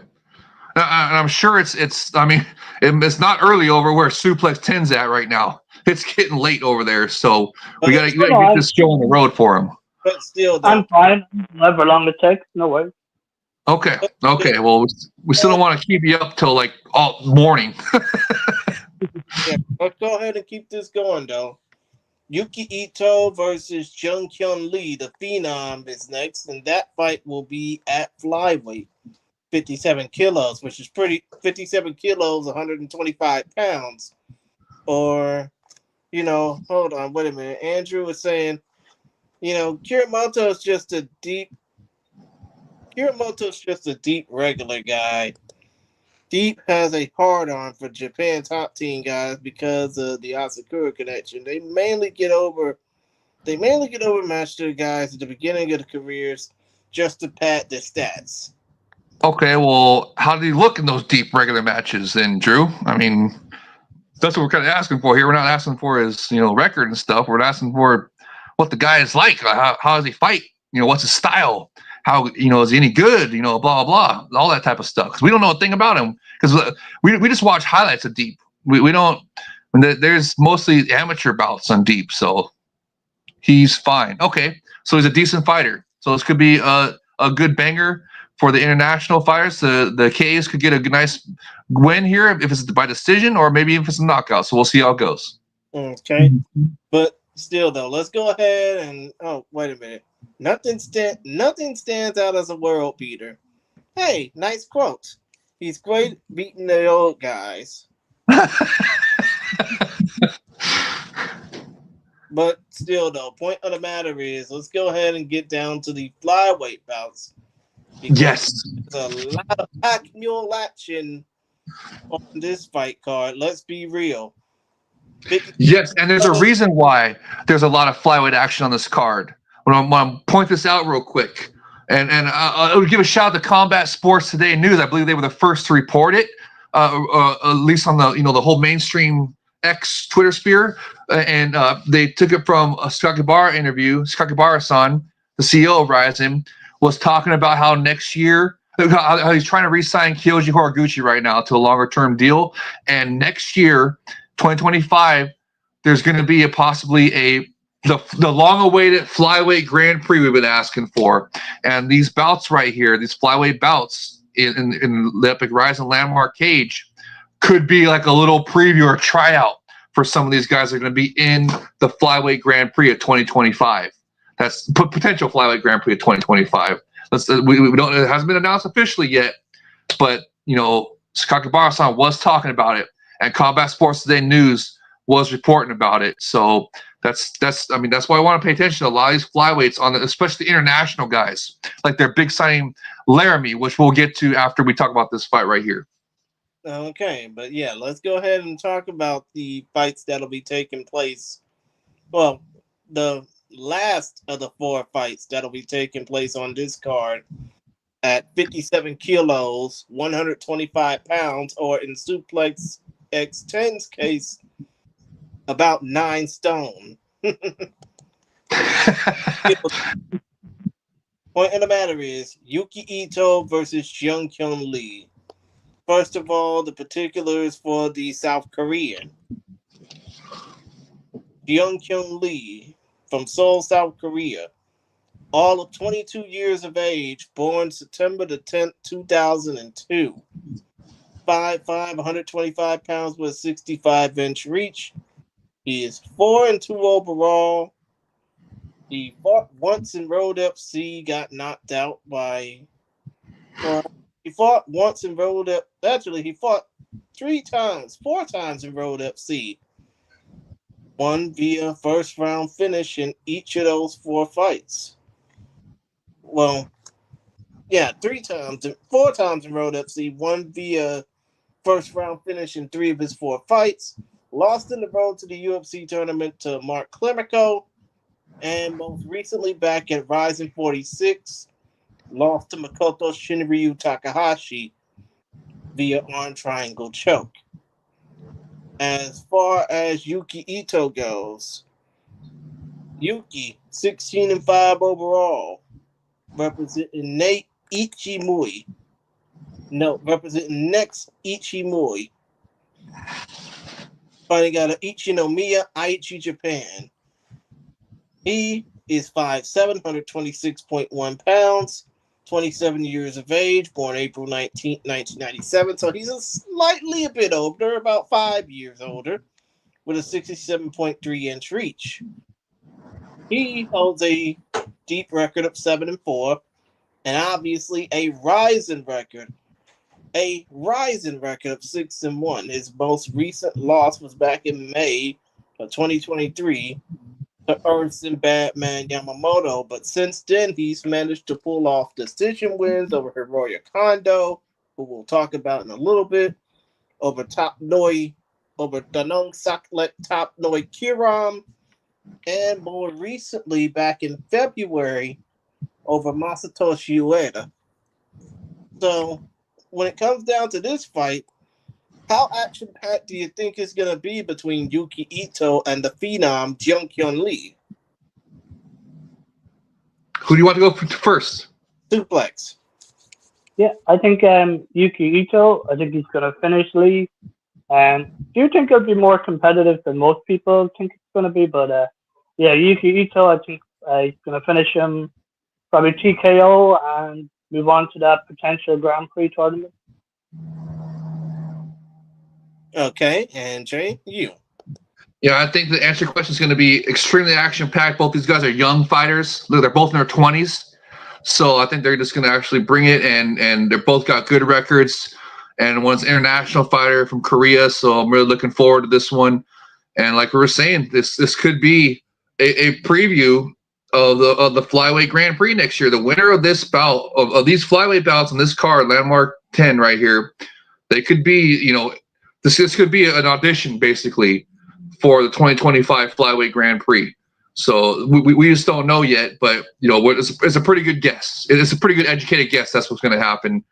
Because like we're saying, Combat Sports Today reported first about Sakaki Bara-san talking about, I believe it was Tagong News in Japan. Was it not? Or anyways, it was about that they're trying to re-sign Kyoji Horiguchi to a longer term deal, and their plan is to finally do that long-awaited flyweight 125-pound, 9 stone, 56-kilo Grand Prix that we've been asking for a long time. So these I'm really looking forward to these bouts. And like I was saying, just to circle back to your question, Jay Krish, I think it's going to bring a lot of action.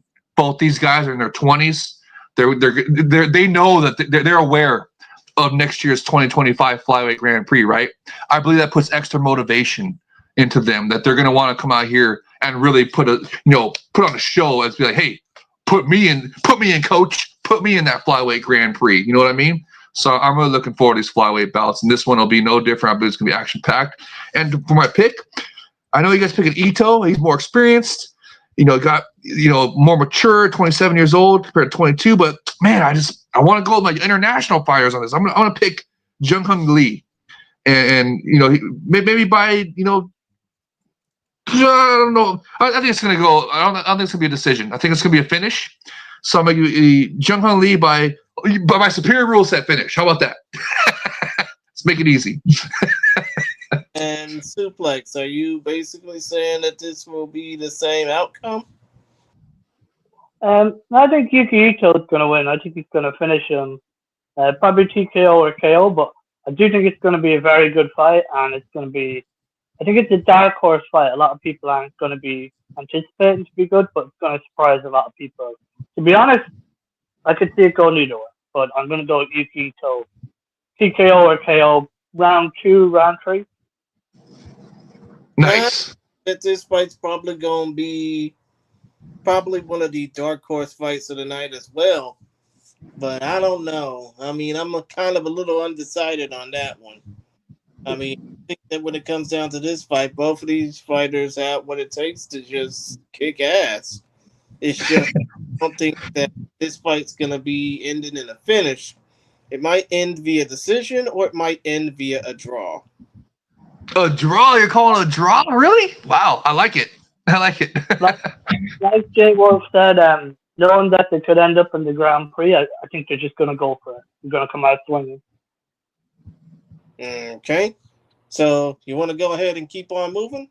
Yes, keep it rolling. We got several more fights to get to, and we want to keep it within your time slot that you wanted of 2.5 hours. Okay, let's go ahead and do this. We got Tony the Wildman Laramie. Damn it, Tapology. Update your shit. We got Tony the Wildman Laramie taking on Yutaro Ban Muramoto. And Colt Mayday has said, has there ever been a RIZIN MMA draw considering the rule set? What do you mean? Like what do you mean, Kobe Day? Like, there's of course been draws. The Azakura Bros. I mean, what do you mean? What do you mean? Like, are you saying on this card is the rule set more of the draw than the fighters themselves? I don't know. I mean, we got Prince Akimoto on here. What Colt Mayday means, has a RIZIN MMA fight ever ended in a draw considering the rules? Oh, okay. I see what you're saying. I don't know. Has it? Do you guys remember? I remember there's been a draw before, right? Hasn't there been some draws in RIZIN before? I think for both kickboxing and mixed martial arts. I'd like to think so. I mean, Suplex X10. Do you think that, has there ever been a fight in RIZIN that's ended in a draw? I think there, like Jay was said, kickboxing in particular, but nothing springing to mind off the top of my head. Oh, and now Colt Mayday is correcting me. I said a fight could be a draw. The RIZIN rule states that there must be a winner. Oh, he's saying there is no way to get a draw in RIZIN. It's got to be declared a winner. Oh, okay. There's a lot of old. You can have it in kickboxing. You can have a draw. I mean, kind of think of it. That's what makes RIZIN rules different from every other MMA promotion in Japan, if not every other MMA promotion in the world, because, RIZIN basically wants to differentiate themselves from Shudo, Pancrase, and Deep, because, when it comes down to these 2 5-minute round bouts, there's always the possibility that a fight ends in a draw. Even if someone loses a point and the point adds up to a draw. It's not a point-based system, Drew. It's scored as a whole, remember? This is the superior rule set we're talking about here. Fights are scored as a whole, and that makes sense that we've never seen a draw because they're not even allowed to have a draw. They must declare a winner, as Colt Mayday said. Mm-hmm. But yeah, let's go ahead and continue on to talk about this fight card. We got the wild man Tony Laramie. Again, Tapology needs to update their info. Taro Ban Muramoto. First of all, for Laramie, the brother of former UFC fighter TJ Laramie, 9-2 overall, 25 years of age, born January 6th, 1999. representing Maximum Training Center, that's center with an E instead of an R, in Windsor, Ontario, Canada. A. That was a good one, eh? Yeah, of course. 5'2", 127.2 pounds. He is also a professional boxer by trade. Out of his 9 wins, opposite 2 defeats, 6 of those 9 wins have been by way of knockout, and he is the current BTC, which for the uninhibited in Canada, BTC means Burlington. No, BTC means I don't even know. I think it means BTC means Burlington Training Combat, I guess. I don't know. Somebody's gonna have to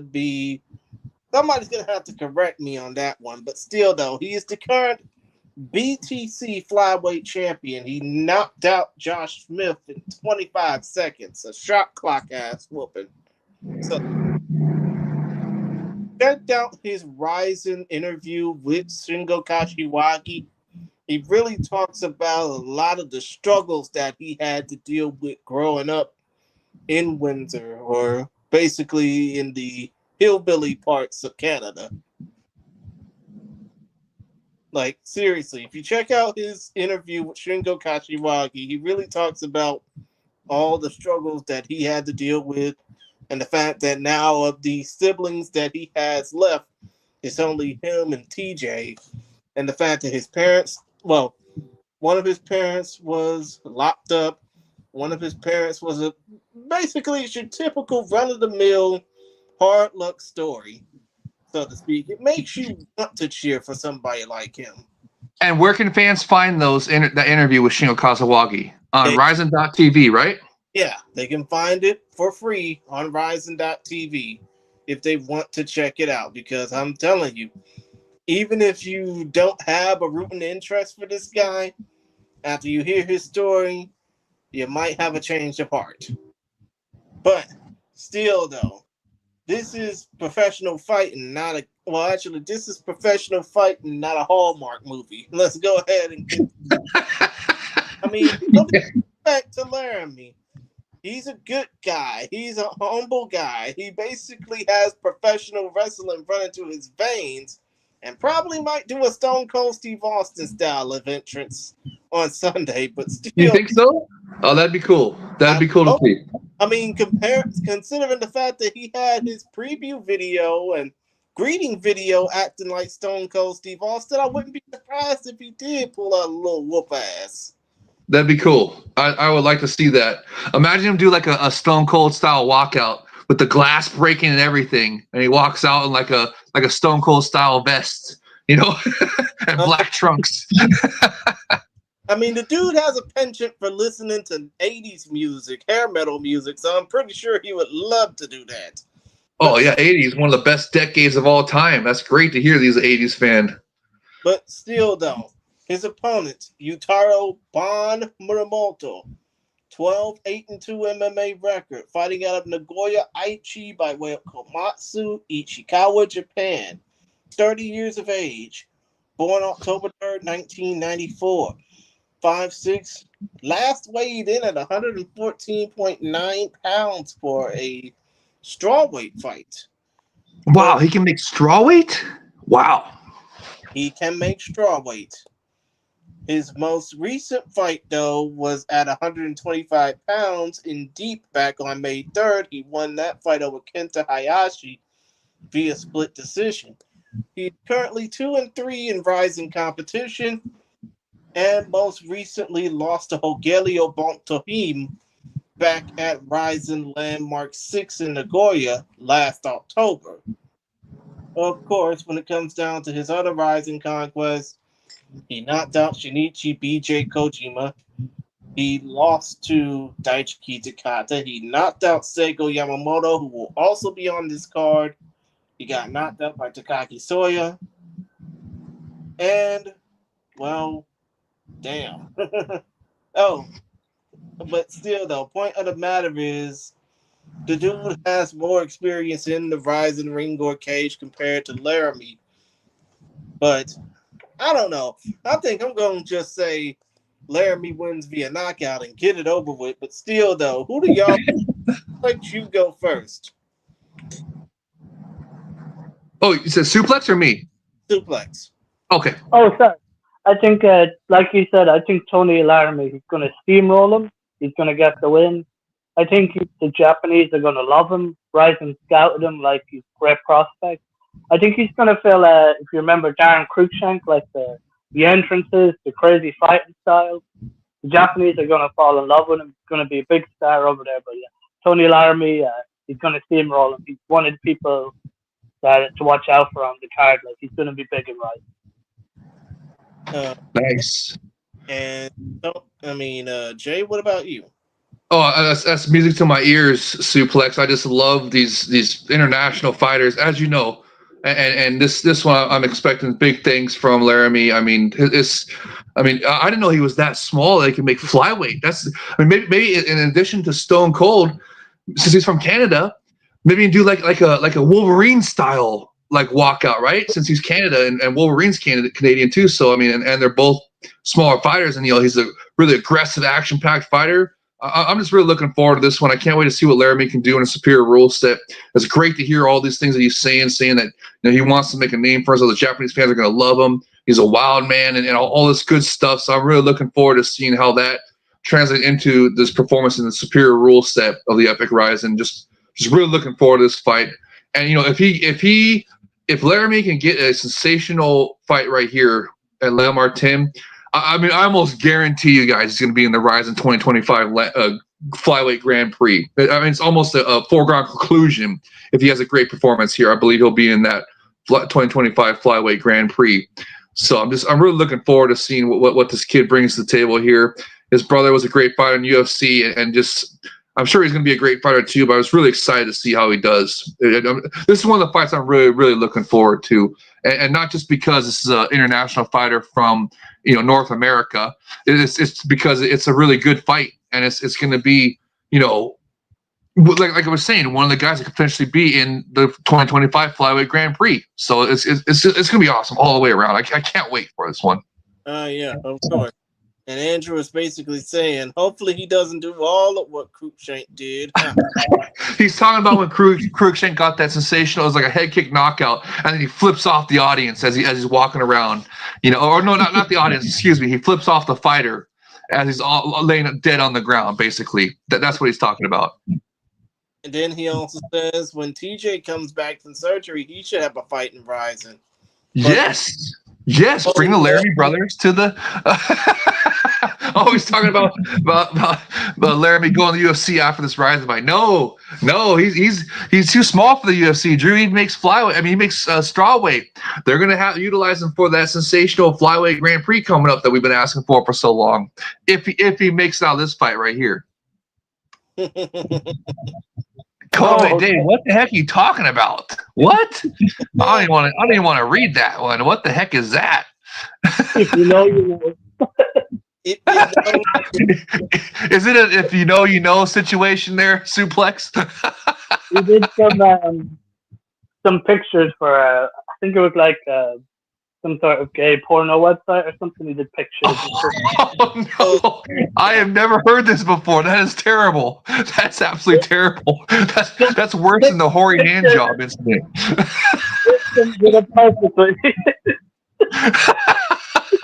Oh, shit. Okay, let's get off this Cruikshank topic. Let's get back to the Canuck, Tony Laramie here. That's enough of Cruikshank lore. Let's get back to Tony Laramie putting on ass whooping here in Stone Cold Steve Austin style and going, Laramie 316 is Wait, no. I want Jay Chris. You make up the tagline for Laramie here with W because you're more of a pro wrestling fan than I am. So I want you to have the opportunity to do that for him. I mean, yeah, the Wild Man's basically gonna. I think the Wild Man's just gonna show the Japanese fans how wild he can get in the cage. Out the cage, he got to handle himself accordingly. But but what was Stone Cold's tagline with 316? well, I think. Well, I just whooped your ass. Come on, that's what Larry's gonna be up there and do. He's gonna bust a Stone Cold and say, "Oh, I just whooped your ass, and now I'm coming for that flyweight Grand Prix title." Kyoji, you're next, brother. Laramie can be the Canadian redneck. Well, what was that? What was that? Sorry, it was kind of muffled. Oh, he can be the Canadian redneck. Yeah, the Canadian redneck. There you go. In this case, for him, it'll be Laramie 370, which is the area code for Windsor, Ontario. Actually, Windsor's area code is 519. So in this case, Laramie 519 will probably be the main one kicking ass. Nice. Let's go ahead and move over to a fight that we actually skipped over to talk about more Laramie. And that's Yuya Monkey Shibata versus Hiroya Kondo. And Andrew just put a comment in the... I don't even want to put the shit out there. Let's just... Don't even put it out there then. Let's just keep talking about this new fight. Shibata versus Kondo. Yeah. Hiroya Kondo, who only goes by his first name, Hiroya, because it's really easy to find fighters with that first name. It's a really unique... It's like going by Bob and just thinking that people go by that. I mean, easily search by that name. But still, though, Hiroya Kondo, first name, last name, 26 years old, born May 7, 1998, representing Japan top team, fighting out of Tachikawa, Tokyo, Japan, by way of Hyogo, Japan. 5'5", 135.7 pounds. He is representing Japan top team, but he is a known loser. He has a 9-13. He obviously has a 9-13-1 record. 6 of his 9 wins are by way of finish, 3 submissions, 3 knockouts. He's 1-3 in his last 4. 1-3 in the RIZIN Fighting Federation. He knocked out Joe Arai, but he got split decision losses to Yuki Ito, Yusaku Nakamura, and more recently got a knockout loss. A knockout loss that was supposed to mark the end of Hideo Tokaro's career. Like, the dude had an easy chance to retire a legend. He let it slip to his fingers back at Super RIZIN 3. In the meantime, his opponent, Yuya Monkey Shibata, 19-7 overall, representing Style MMA Studio, fighting out of Osaka, Japan. 32 years of age, born May 13, 1992. He has a record of 19-7. 12 of his 19 wins are by way of finish, 10 submissions, 2 knockouts. And he just recently made his RIZIN debut back in March, submitting Erson Batman Yamamoto via knee bar back at RIZIN Landmark 9 in Kobe, March 23rd. First round knee bar. But still, though, Monkey Shibata, after fighting so long and deep in Shudo, let's just say it right here, he is going to run over Hiroya Kondo. I mean, even though, of course, Andrew was saying, oh, he's going to knock him out somehow. Dude only has 2 knockouts on his record. But still, though, we're just going to basically say that Shibata is going to run over Hiroya, but as you can't judge a book by its cover, how does Hiroya Kondo get the upset? Who do you want to talk first? Suplex or me? Suplex. Yeah, I think Kondo's going to be KO'd. I can't see it any differently. I'm just going to leave it at that. Jay? Yeah, I'm in the same boat. I just think that, Kondo, he's got a sub 500 record, and Shibata, I mean, just he's got this age experience on him, everything. I mean, Yeah, I just don't see how anyway Kondo wins this, but you never know. I mean, that's why they have the fights. So, and the superior rule set's great equalizer. Could get caught with like a, some punch that just like wobbles a little bit and gets to eats a grounded knee or a grounded kick or something. That's all she wrote. So there's ways for Kondo to win, but it's got to be in sensational fashion. So I'm going with you guys. I'm picking Shibata for the W. Wow. So we're basically, I mean, if you want to talk about professional wrestling so much, I know the quote of this man is pretty much reviled because of what he's done in craziness, but I guess it's easy to say that Hiroya Kondo has no chance in hell. Bow.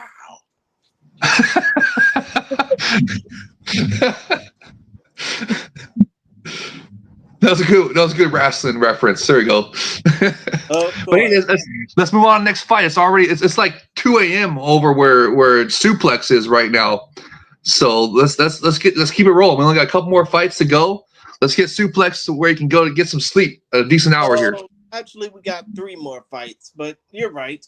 Let's go ahead and talk about this bantamweight matchup now.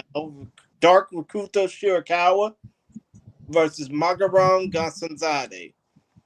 First of all, for the Azerbaijani and Russian, Gasanzade, originally from Baku, Azerbaijan, fighting out of Vladivostok, Russia, representing Gladiator Fight Team, 5'7", 135 pounds, age 28, born June 1st, 1996. He is currently riding a 3-fight winning streak. And, of course, as far as wins go, he has half of his wins via knockout, half of his wins via knockout, half of his wins via decision. He most recently fought for AMC Fight Nights Global. Well, he's more known for fighting in AMC Fight Nights Global, and more recently knocked out Bekon Utensimov. No, Utensis. I can't even pronounce the damn name. Bekson Utemisov. Bekson Utemisov was his most recent fight, knocking him out, ground and pound, 314 of round 1, on a fight card that probably featured some other weirdness of some other kind, like cake basketball or something. But still, point of the matter is the oddities stop. Because, yeah, even though he's riding a 3-fight winning streak, Dark Rikuto Shirakawa was going to get after him. 10-12 pro record, 12-10 MMA overall. Fighting out of Osaka, representing Style MMA Studio. 5'8", 145 pounds, 33 years of age, born July 18, 1991. Dark Rikuto Shirakawa had a 7-6-1 deep record.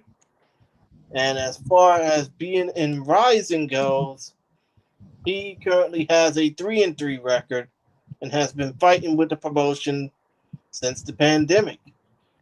He more recently has gone 2-2 in his last 4, including a soccer kick, Grounded kick. Okay, grounded kick. Thank you. He grounded kicked Takuya Yamamoto, and then he bounced back from losses to Yoshiki Nakamura and Yusuke Yachi, of all people, with a split decision win back at Deep 120th Impact over Daisuke Nakamura back on July 14th. And I just now realized Andrew saying that Shirakawa's now with Japan Top Team. He's going to go dark. Dark's going to die. Pathology info except for records. So, yeah, long story short, who you got? The Azeri fighter or Dark Rikuto? Suplex, go ahead. I think Magaram's going to win. Like I said before, the Azerbaijani fighters are a different breed. I think he's just going to out-wrestle them for 3 rounds, take the decision. I think we're going to yeah, we're just going to see him out wrestling for 3 rounds. I don't even think it's going to be a competitive fight. Really? Wow. Hmm. So have you seen the Azerbaijani guy fight before in those Russian promotions? I haven't even seen him fight before. Actually, I binge watched a few of his fights on YouTube and stuff during the week, and I just think he's going to out wrestle him. His wrestling is next, but like all the Azerbaijanis, there's a reason RIZIN picked him up. I think he's going to be someone we'll remember. Not the most exciting fighter, so I'm going to say decision. Okay, I'm going with the Azerbaijani fighters too. I love my international fighters, and the Azerbaijani boys are fantastic fighters. And we'll see.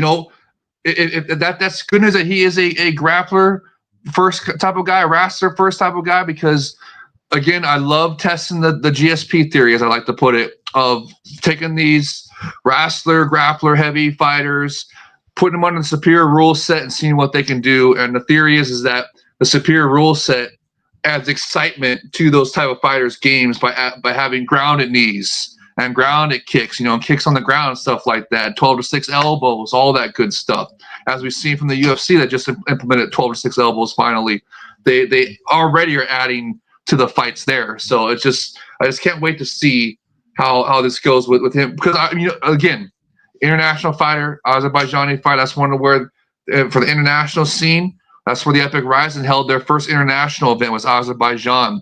That's where these fighters come from, with Vugar Karamov, Tofik Musayev, and now let's see if Magaram Gazanzadeh is going to be able to put his name up there with those type of great fighters from Azerbaijan. So it's going to be real interesting to see how he performs here.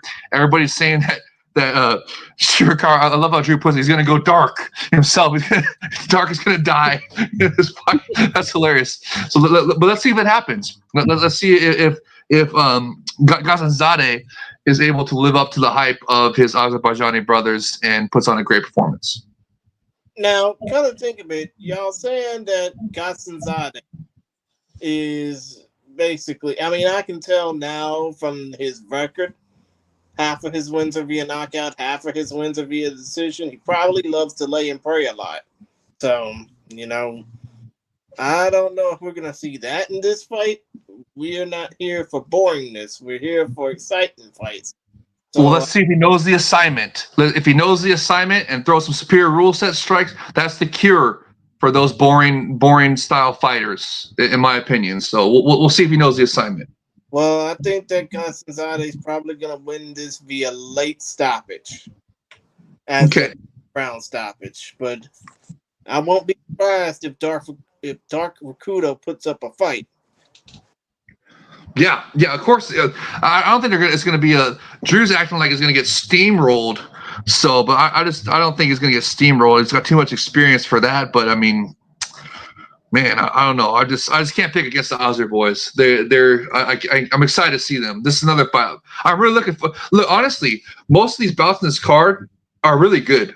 I mean, I'm really looking forward. Like I said, all the 12 main card superior rule set fights after the prelims, I think are fantastic. Honestly, I don't see a bad fight in there, and just I'm really looking forward to seeing all this international. I love how there's so many international fighters on this card. It just, man, I can't wait. It's gonna be awesome. And Andrew basically said, it was asked on my show yesterday. I'll ask the panel, over under, how many soccer kick finishers only? They're called grounded kicks, Drew. Thank you for using the correct terminology. Don't say what soccer kicks are, what grounded kicks are. Half the main are mismatches. That's a blatant lie. Come on, get that trolling shit out of here, man. Come on. Name the ones that are mismatches in, buddy. Come on. They're not. You can tell by the freaking records and stuff. Come on. I'm gonna go with Akimoto by grounded kick. Yeah, there you go. Yes, I love it. Yes, that's a good one. Grounded Akimoto by the Prince of RIZIN by grounded kick in this one to accelerate his rapid superstar rise. Great pick, Suplex 10. I agree with you 100%. I'm going to double that pick and back you up 100% on that. I love it. Football kicks, Andrew said. No, they're grounded kicks, Drew. Stop your trolling shit. Their grounded kicks from now on help the legalization effort. But still, though, I think that Gasanzade is probably going to win this fight. I don't know how many grounded kick finishes we'll see, but hey, you know, it's always basically best to go into it blind rather than just expect. But still, though, let's go ahead and continue talking about this. Let's talk about the second opening fight of the main card at 61 kilos, 134 and a quarter pounds, or 9 pounds, 6 ounces, 1 pound. And that's Alan Yoshihiro Yamaniha versus Seigo Rock Lee Yamamoto. Yamamoto takes after the Naruto character of that same nickname, Seigo Rock Lee Yamamoto. 7-11-1 overall, a karateka by trade, also known in Korean as Sung-Oh Kim. Oh, he's Korean? Yeah, he's Korean Japanese. Okay, I see. That makes sense then why on Tapology it says he's number 17th ranked bantamweight in South Korea. So that makes sense now that he's so he's half Korean, half Japanese. Interesting. Age 29, born October 11, 1995, fighting out of Tokyo by way of Ichinomiya, Aichi, Japan. He just recently had, he hasn't had a fight in the RIZIN ring or cage since 2021 when he got knocked out by Yutaro Muramoto back at RIZIN 27. And since then, he's managed to garner a 3-5 record outside the promotion, more recently winning 3 of his first 4 in Black Combat, defeating Sung Won Lee, knocking out Sung Chul Lee, and knocking out Sung Jun Park. So this will be his first RIZIN fight in 3 years. His opponent, on the other hand, a former UFC late notice replacement opponent that didn't get the call up, Yamaniha. 22-11-4 mixed martial arts, age 38, born April 4th, 1986, fighting out of Nagoya, Aichi, Japan, by way of Sao Paulo, Brazil, 5'5", 34 pounds with a 66.1 reach. He is 4-2 in RIZIN competition, but hasn't fought since October 1st in the promotion when he defeated Hideo Tokoro via decision. He got knocked out by the super prospect Kyouma Akimoto back on May 17th. So when it comes down to Yamaniha, he's had a bit of a career renaissance.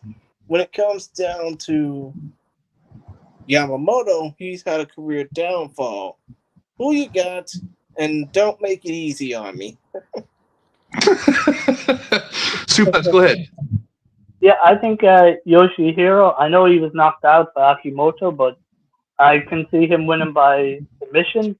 I just think Yamamoto hasn't been performing at his best. He hasn't been competing as much, so I'm going to go with Yoshihiro I'm going to go with submission. I think he wins by submission.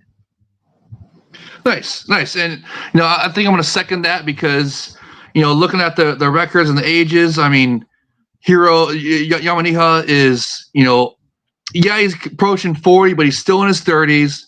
He's got a wealth of experience, way more than Rock Lee, we'll call him. And Rock Lee is under 500.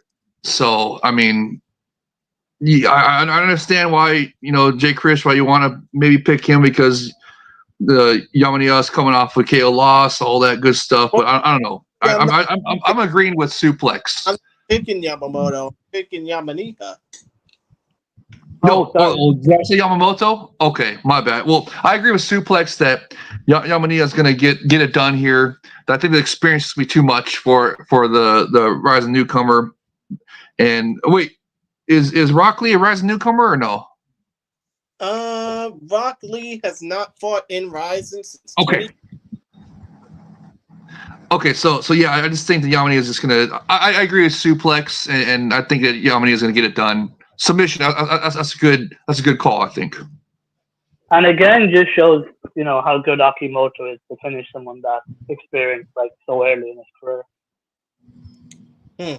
But here's the thing: when it comes down to Yamaniha, no matter what, he's probably gonna have the people of Banzai Jiu-Jitsu in his corner, especially considering the fact that he's very close to the Souza brothers, of which both wishes he was fighting on this card, but unfortunately he injured his hip. So he's not going to be fighting Igor Tanabe. Hopefully they can work on getting that restored down the line. He's very close to Trek Sakine. So, he knows how to basically just be a beast. But still, though, point of the matter is, I think Yamaniha's going to probably win this via first or second round submission and get it over with. Because Rock Lee, congrats on your valiancy. I'm pretty sure that you're going to probably be great down the line, but you have an under 500 record, and I don't think that you're worth it here, even though the Japanese love themselves a good storyline. We have one more fight left to go. Yes. Let's get it done here. We're gonna hit the mark right almost exactly at 2 hours and a half here, and it's like 2:30 in the morning for Suplex 10 over there. So we gotta wrap it up here. But this last bout's a banger. Go ahead, lead us into it, Chris. And that's the opening bout of the card: Daichi Kitakata versus Alibek Zamatov. That's better than I could do. Good try there. Honest. This is called Alibek. It looks like it's Gadzamatov. I just call him. Let's just call him Alibek. There you go.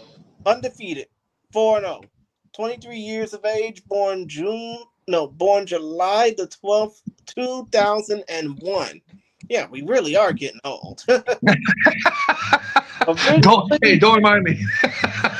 Yeah, originally from Makakala, Dagestan, Russia, fighting out of Istanbul, Turkey. I would think that's the case. He is 4-0, undefeated in ACB Young. Well, damn. Speaking of old, ACB is ACA now, but still. He's 4-0 in ACA Young Eagles competition. Each of his fights have not seen the final bell yet.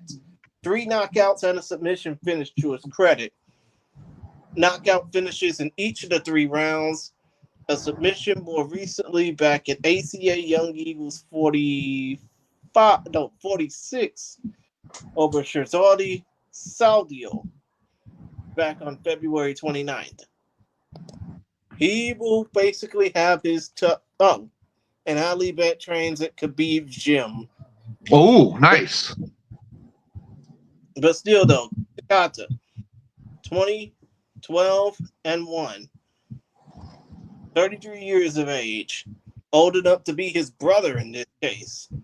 Born March 30th, 1991, representing Peace Lab, Osaka, Pancrase, Inagaki-gumi, fighting out of, and speaking of hard enough names to pronounce, Kawachi Nagano, Osaka, Japan. He has a professional MMA record of 12. He has a professional MMA record of 20 wins, 12 losses, 1 draw, 2 no contest. Is a judo practitioner and has a 1-2 record inside the RIZIN Fighting Federation. He defeated Yutaro Banmuramoto after becoming the strawweight King of Pancrase champion. Then, he got defeated by Tatsuki Sawamoto at RIZIN 25. Then became the strawweight King of Pancrase champion, knocking out Yuta Miyazawa. Then won via decision over Yutaro Banmuramoto. Then lost his strawweight King of Pancrase title to Keito Yamashita And more recently, on April Fool's Day 2023 at RIZIN 41, got choked by Makoto Shinryu Takahashi. So, when it comes down to this fight, I'm just going to go ahead and say it. Ali Bet going to probably get that first round finish. Maybe via it doesn't matter which, knockout or submission. He going to get that first round finish. But how long do you think that Kita Kata is going to be able to survive this fight before realizing it's too late? Suplex, you go first. I'm going to go with Ali Beck. He's going to win by grounded kick in the second round. And after Akimoto, he's probably the second biggest prospect on this card. He's someone we're going to remember and be seeing for a long time in RIZIN, but he's going to win by grounded kick. It's going to be destruction. Nice. I love it. And if he does, that's why they placed him right off the bat, like the first of the main card bouts. Right after the prelims. This is why. Just like Suplex was saying, one of the hottest prospects they signed. This kid. If he puts on a sensational performance here, this is another one that I almost guarantee you guys is going to be in that 2025 Flyweight Grand Prix that we've been talking about. So this is one to watch as well. And it's an international fighter. Really excited about this one. And they're thrown to the fire kind of right here. Look at his opponent right here. Daichi Kata is 20-12. You guys. Well, go ahead. Oh, sorry. I just think he's that good. They're throwing him into the fire because he can handle him. Oh, okay. Yeah. I agree 100% because look at Kata is 20-12. That's a lot of experience, you guys. It's 32 fights right there. It's over 30 fights compared to Ali Beck doesn't even have 5 yet. Right, so it's like Suplex is saying, that means that the RIZIN people have a lot of faith in him that he's that good, and that he's going to be, a future star for them, international star for them. So we'll see. What is Drew trolling about now? He hopes every round goes to decision. So I regret calling for so many fights. Not going to happen, Drew. Not going to happen. There's something about the cage and Superior Ruleset. We're going to be getting some finishes. This, and another thing about the landmark cards, there's no opening ceremony. So these, right from the get-go, we're going to get fights after, and the pacing of landmark cards is fantastic. It's faster pace and numbers shows everything. Before they've already gotten through 15 plus bouts in like 5 to 6 hours before. I think a landmark card set the record. I think for the shortest. I think there was almost 15 bouts, and it's in 5 hours or less. I think it was done in. It was done before 2 a.m. Pacific time, which is unheard of, for these events. So it's I don't think it's going to be a problem at all, Drew. I think it's going to be lightning fast pacing. There's going to be finishes because there's something about Superior Ruleset in the cage just brings out the finishes.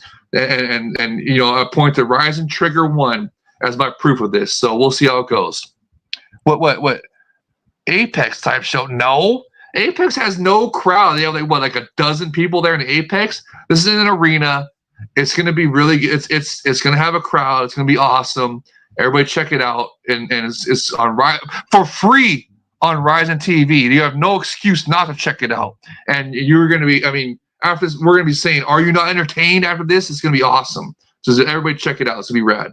So, just if it's not already clear, I'm picking Alebach by sensational, hopefully like Suplex 10 the same, sensational grounded kick KO to just kick off this card and just show the world, hey, RIZIN's got another good one here, and I can't wait for that 2025 Flyweight Grand Prix. When you see the Azerbaijan and the Russian fighters, they've just grown up doing wrestling tournaments on a weekly basis, 200 to 300 matches at a time. So I know he's 4-0 on his record, but trust me, he's going to be mesmerized. Nice. I can't wait. I can't wait to see it. Watch it with you and see how he does. Jay Chris, you still there? Oh, you want us to keep talking about this guy? I'm still here. Oh, okay.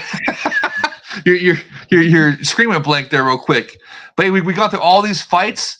It's almost 3 a.m. for a Suplex, and let's wrap it up here. Let's finish this. We're just barely going over the 2.5 hour time limit. So let's wrap it up here, get this done, and get on these fights. Well, Andrew is saying, I hope they don't archive it a day later like the previous show. Well, you just gotta, dude. They do that all the time because they gotta, edit out the copyrighted music, all that stuff like that. You just gotta understand that, and just You know, and if you're not going to watch live, which I don't see why you wouldn't, because again, this is on really early, and it's the landmark events have a reputation for being lightning fast pacing. So I don't even though it's 15 plus bouts, 16 bouts, it's not going to be that. It's not going to go on forever, and there's not going to be a bunch of decisions either. So it's going to go lightning fast. So honestly, you all should try to stay up and watch this. This is free, live and free on RIZIN.TV. It's going to be a lot of fun. And then if you can't, don't even trip. They're going to have a replay. You just might have to wait 24 hours till they can edit out all the copyrighted music and stuff. Mm-hmm. And Andrew is saying, because I'm getting hammered watching UFC 309. Well, that's your problem then. That's your problem. You know, I'm going to use 309 as my power nap time. You know, hopefully there's some WMA on the UFC card. Help me get a nice little power nap in before the realness happens in the epic RIZIN Landmark 10 event. Oh, and by the way, Jay, you said that there were no mismatches on the card. I think Andrew has a receipt for you. Those aren't all mismatches. You're crazy. Look, you put Ali Bach versus Kid. How is that a mismatch? A 20-12 guy against a 4-0 guy. How is that a mismatch, you guys? That's it. Drew's trolling. Get that trolling ass out of here, Drew. There's not that many mismatches on here. Well, all I can say is when it comes down to this fight card, I know what you're looking forward to, Jay. But Suplex, what are you most looking forward to from this card? I'm looking forward to I think there's a lot of prospects. Whoever is finding the talent to come over to RIZIN leads the promotion. I think we're going to get a lot of prospects coming up. They're going to win. We're going to come out knowing at least 4 or 5 new people like that are going to be stars. So, but if I had to pick one, I'm going to go with his name's escaping me now. Is it the Canadian fighter? Laramie? Laramie, yes. Laramie. I'm most excited for that. Mm-hmm. And Jay, just a little quick clip notes version. What are you looking forward to the most? As I'm basically just pissing you off by showing you these comments of Andrew. I'm not even. I can't even see that far, anyways, to read what they say that small. So I'm not even reading them right now. I know they're trolling comments, but to answer your question, the ones I'm looking forward to the most on this RIZIN Landmark 10 card is, the Prince of RIZIN, Akimoto. I'm really looking forward to seeing what that kid can do and seeing if he can follow up his sensational debut and keep it going. Hopefully, like Suplex Tim was talking about, with a fantastic grounded kick finish. That'd be awesome. And, of course, all the international fighters on this event. You know me, I love my international fighters, so I'm really looking for. And like Suplex was saying, TJ Laramie's brother. What's Laramie's first name again? It escaped me right now. Tony. Gosh. Yeah, how could I forget that? So Tony, the Wild Man, Laramie. That's right.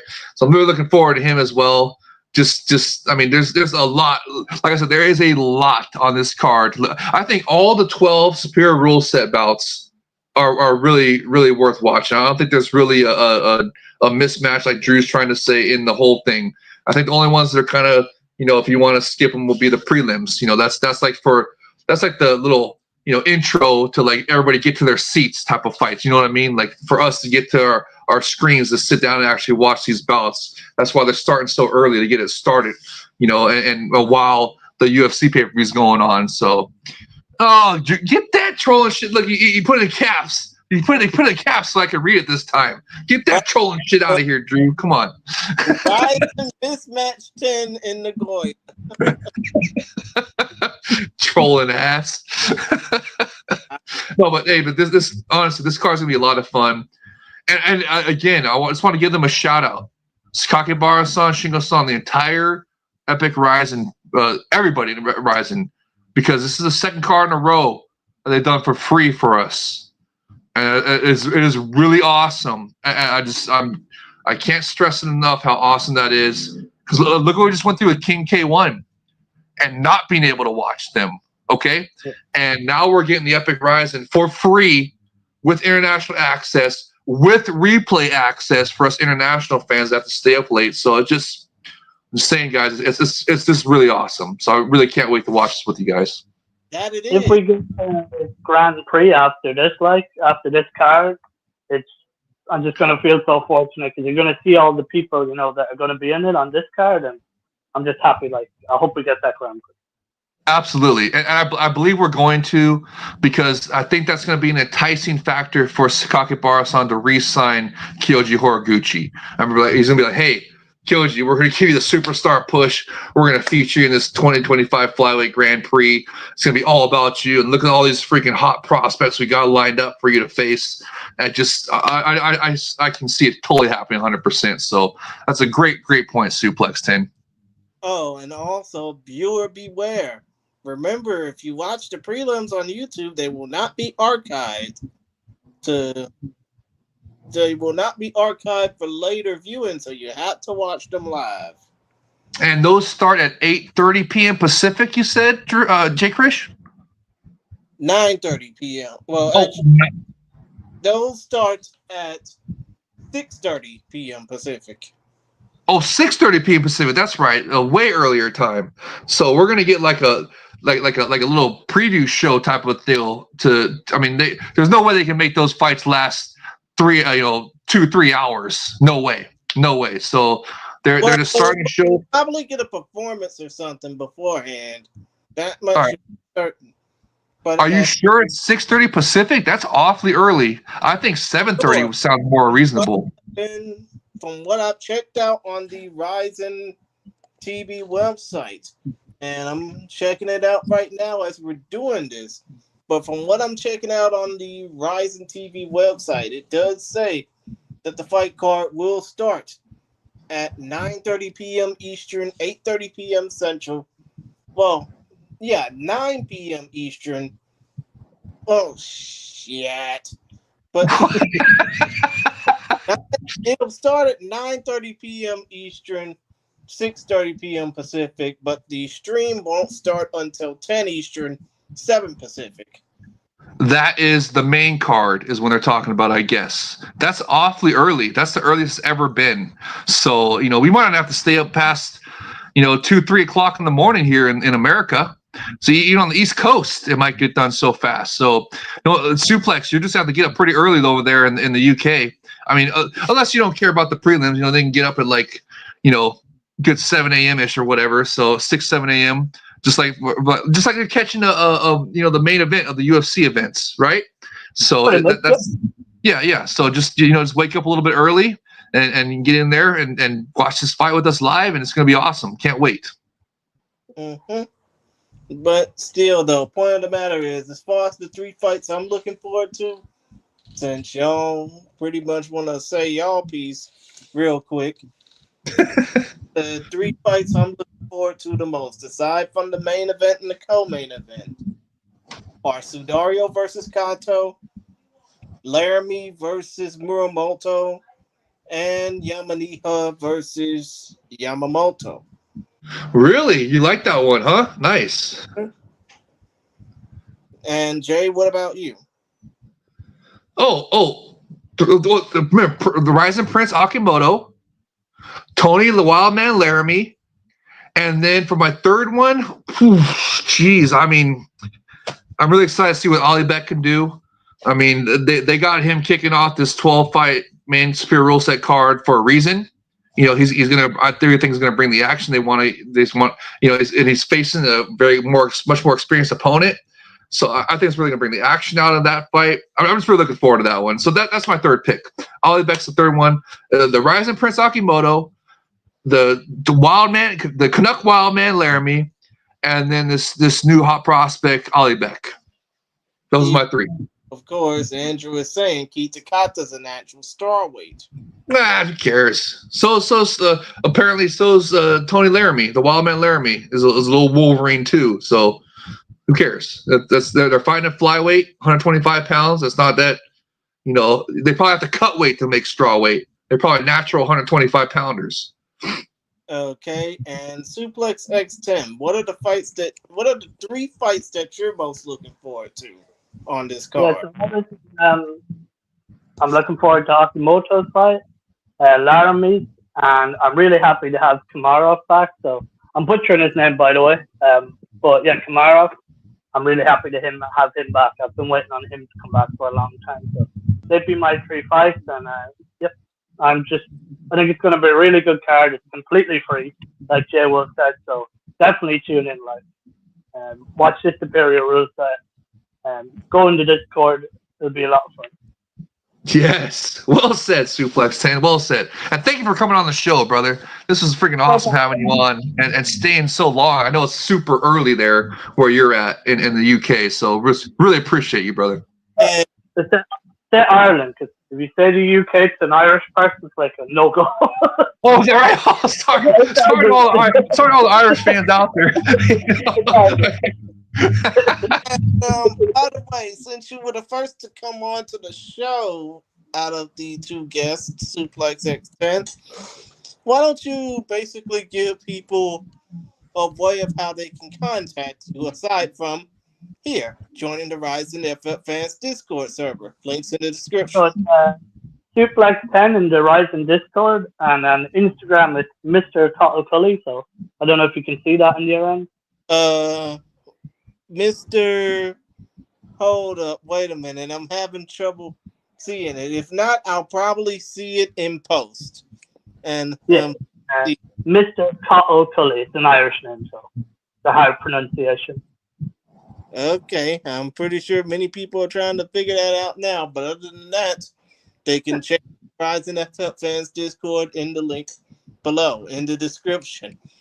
And please, for fuck's sake, read the description. But still don't. It ain't that hard. Still though, when it comes down to you, Jay, go ahead and put over yourself. Shamelessly. Oh, thanks, bro. I appreciate it.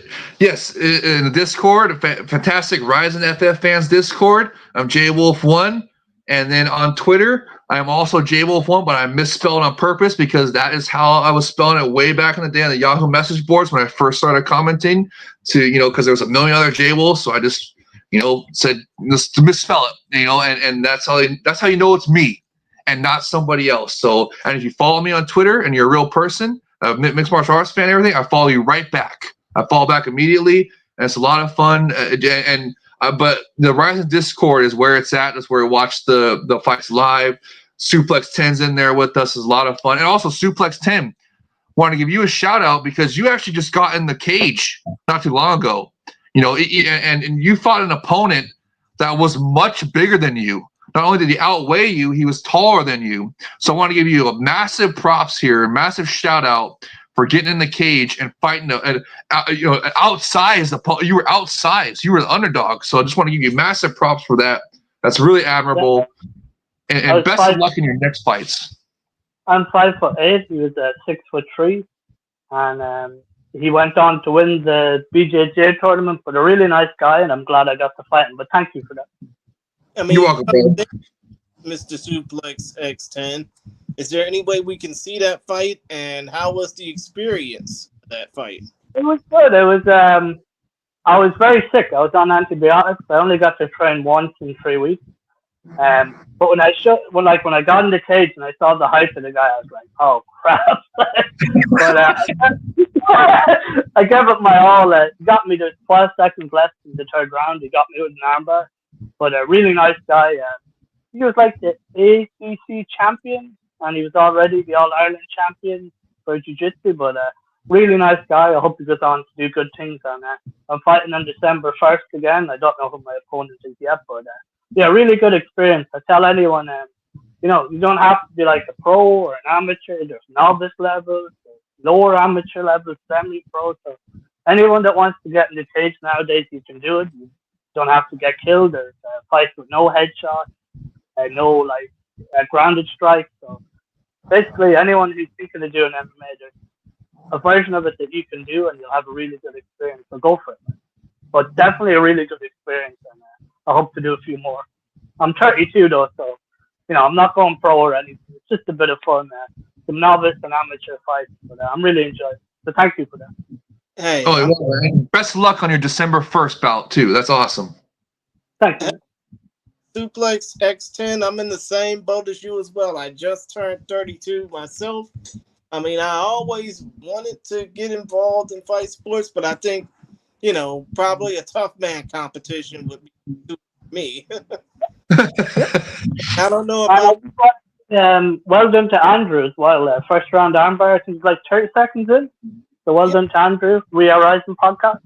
Yeah, well done to Andrew Benjamin on getting that first round submission victory in his amateur MMA debut. Hopefully, many more to come. But still, though, you can check out Andrew over on, and damn it, I hope I get this right. Nah!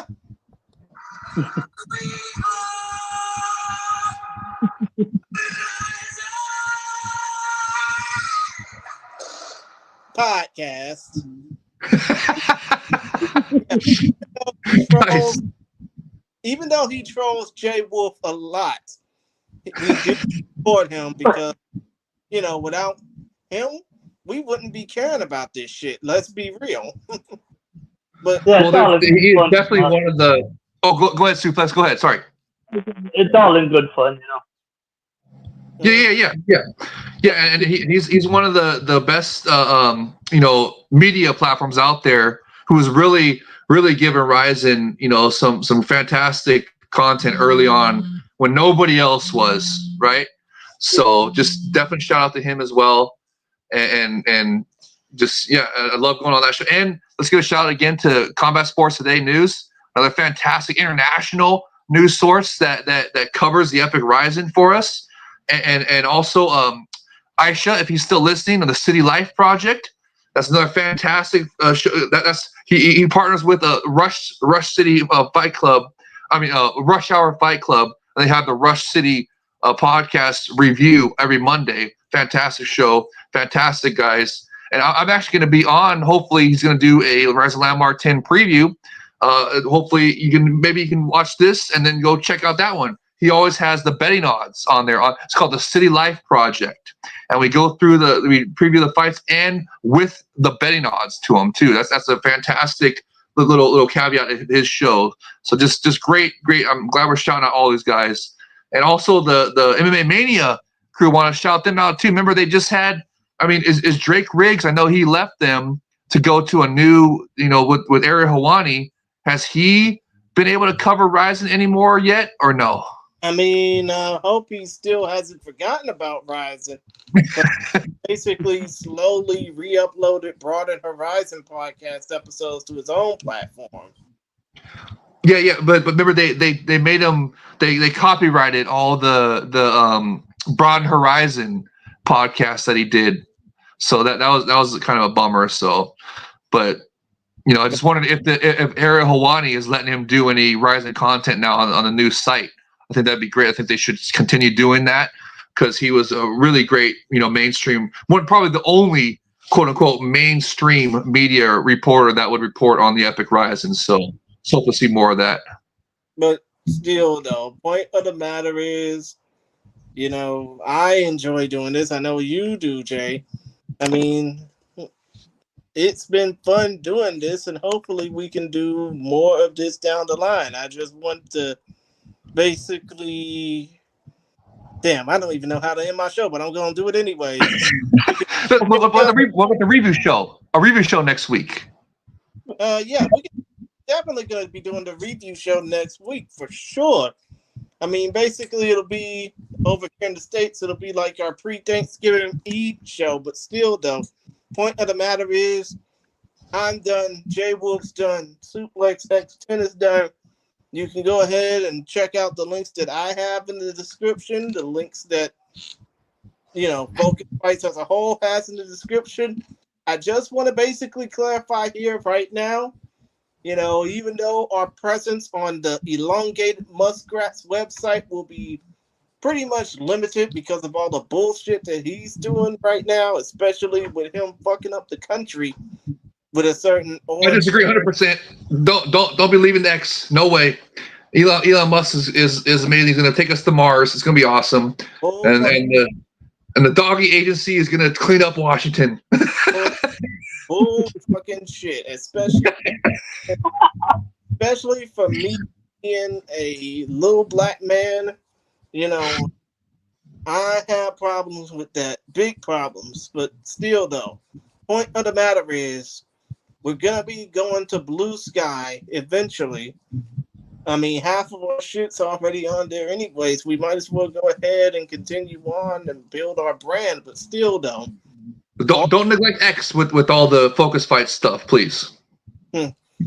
Okay, but still though, all the links that I have are in the description. The Linktree page to the URL for Focus Fights, which needs to be updated, is in the description.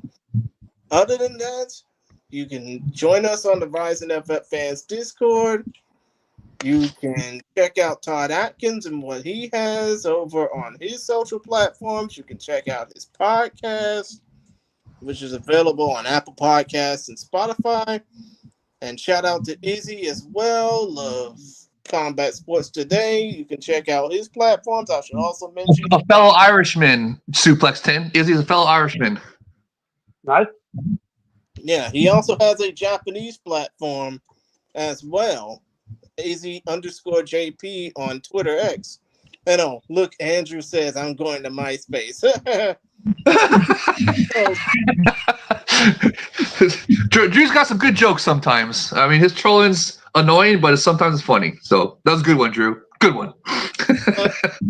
Aside from that, since I already basically worn out the Lenny Hart soundbite because I don't want to play it once more. Why not? That's a great outro. And then we'll add, and when we add to it, we're talking about Almighty Pride FC when we say it too. Just remember that. But we'll edit it in post. Still, though, point of the matter is, as we would say, aside from the Lenny Hart closing, as you always say, Jay Wolf, pride never die. Pride is rising. And we out. And with that, we say see y'all later. And we hope to catch y'all for the review of RIZIN Landmark 10. Take care, y'all.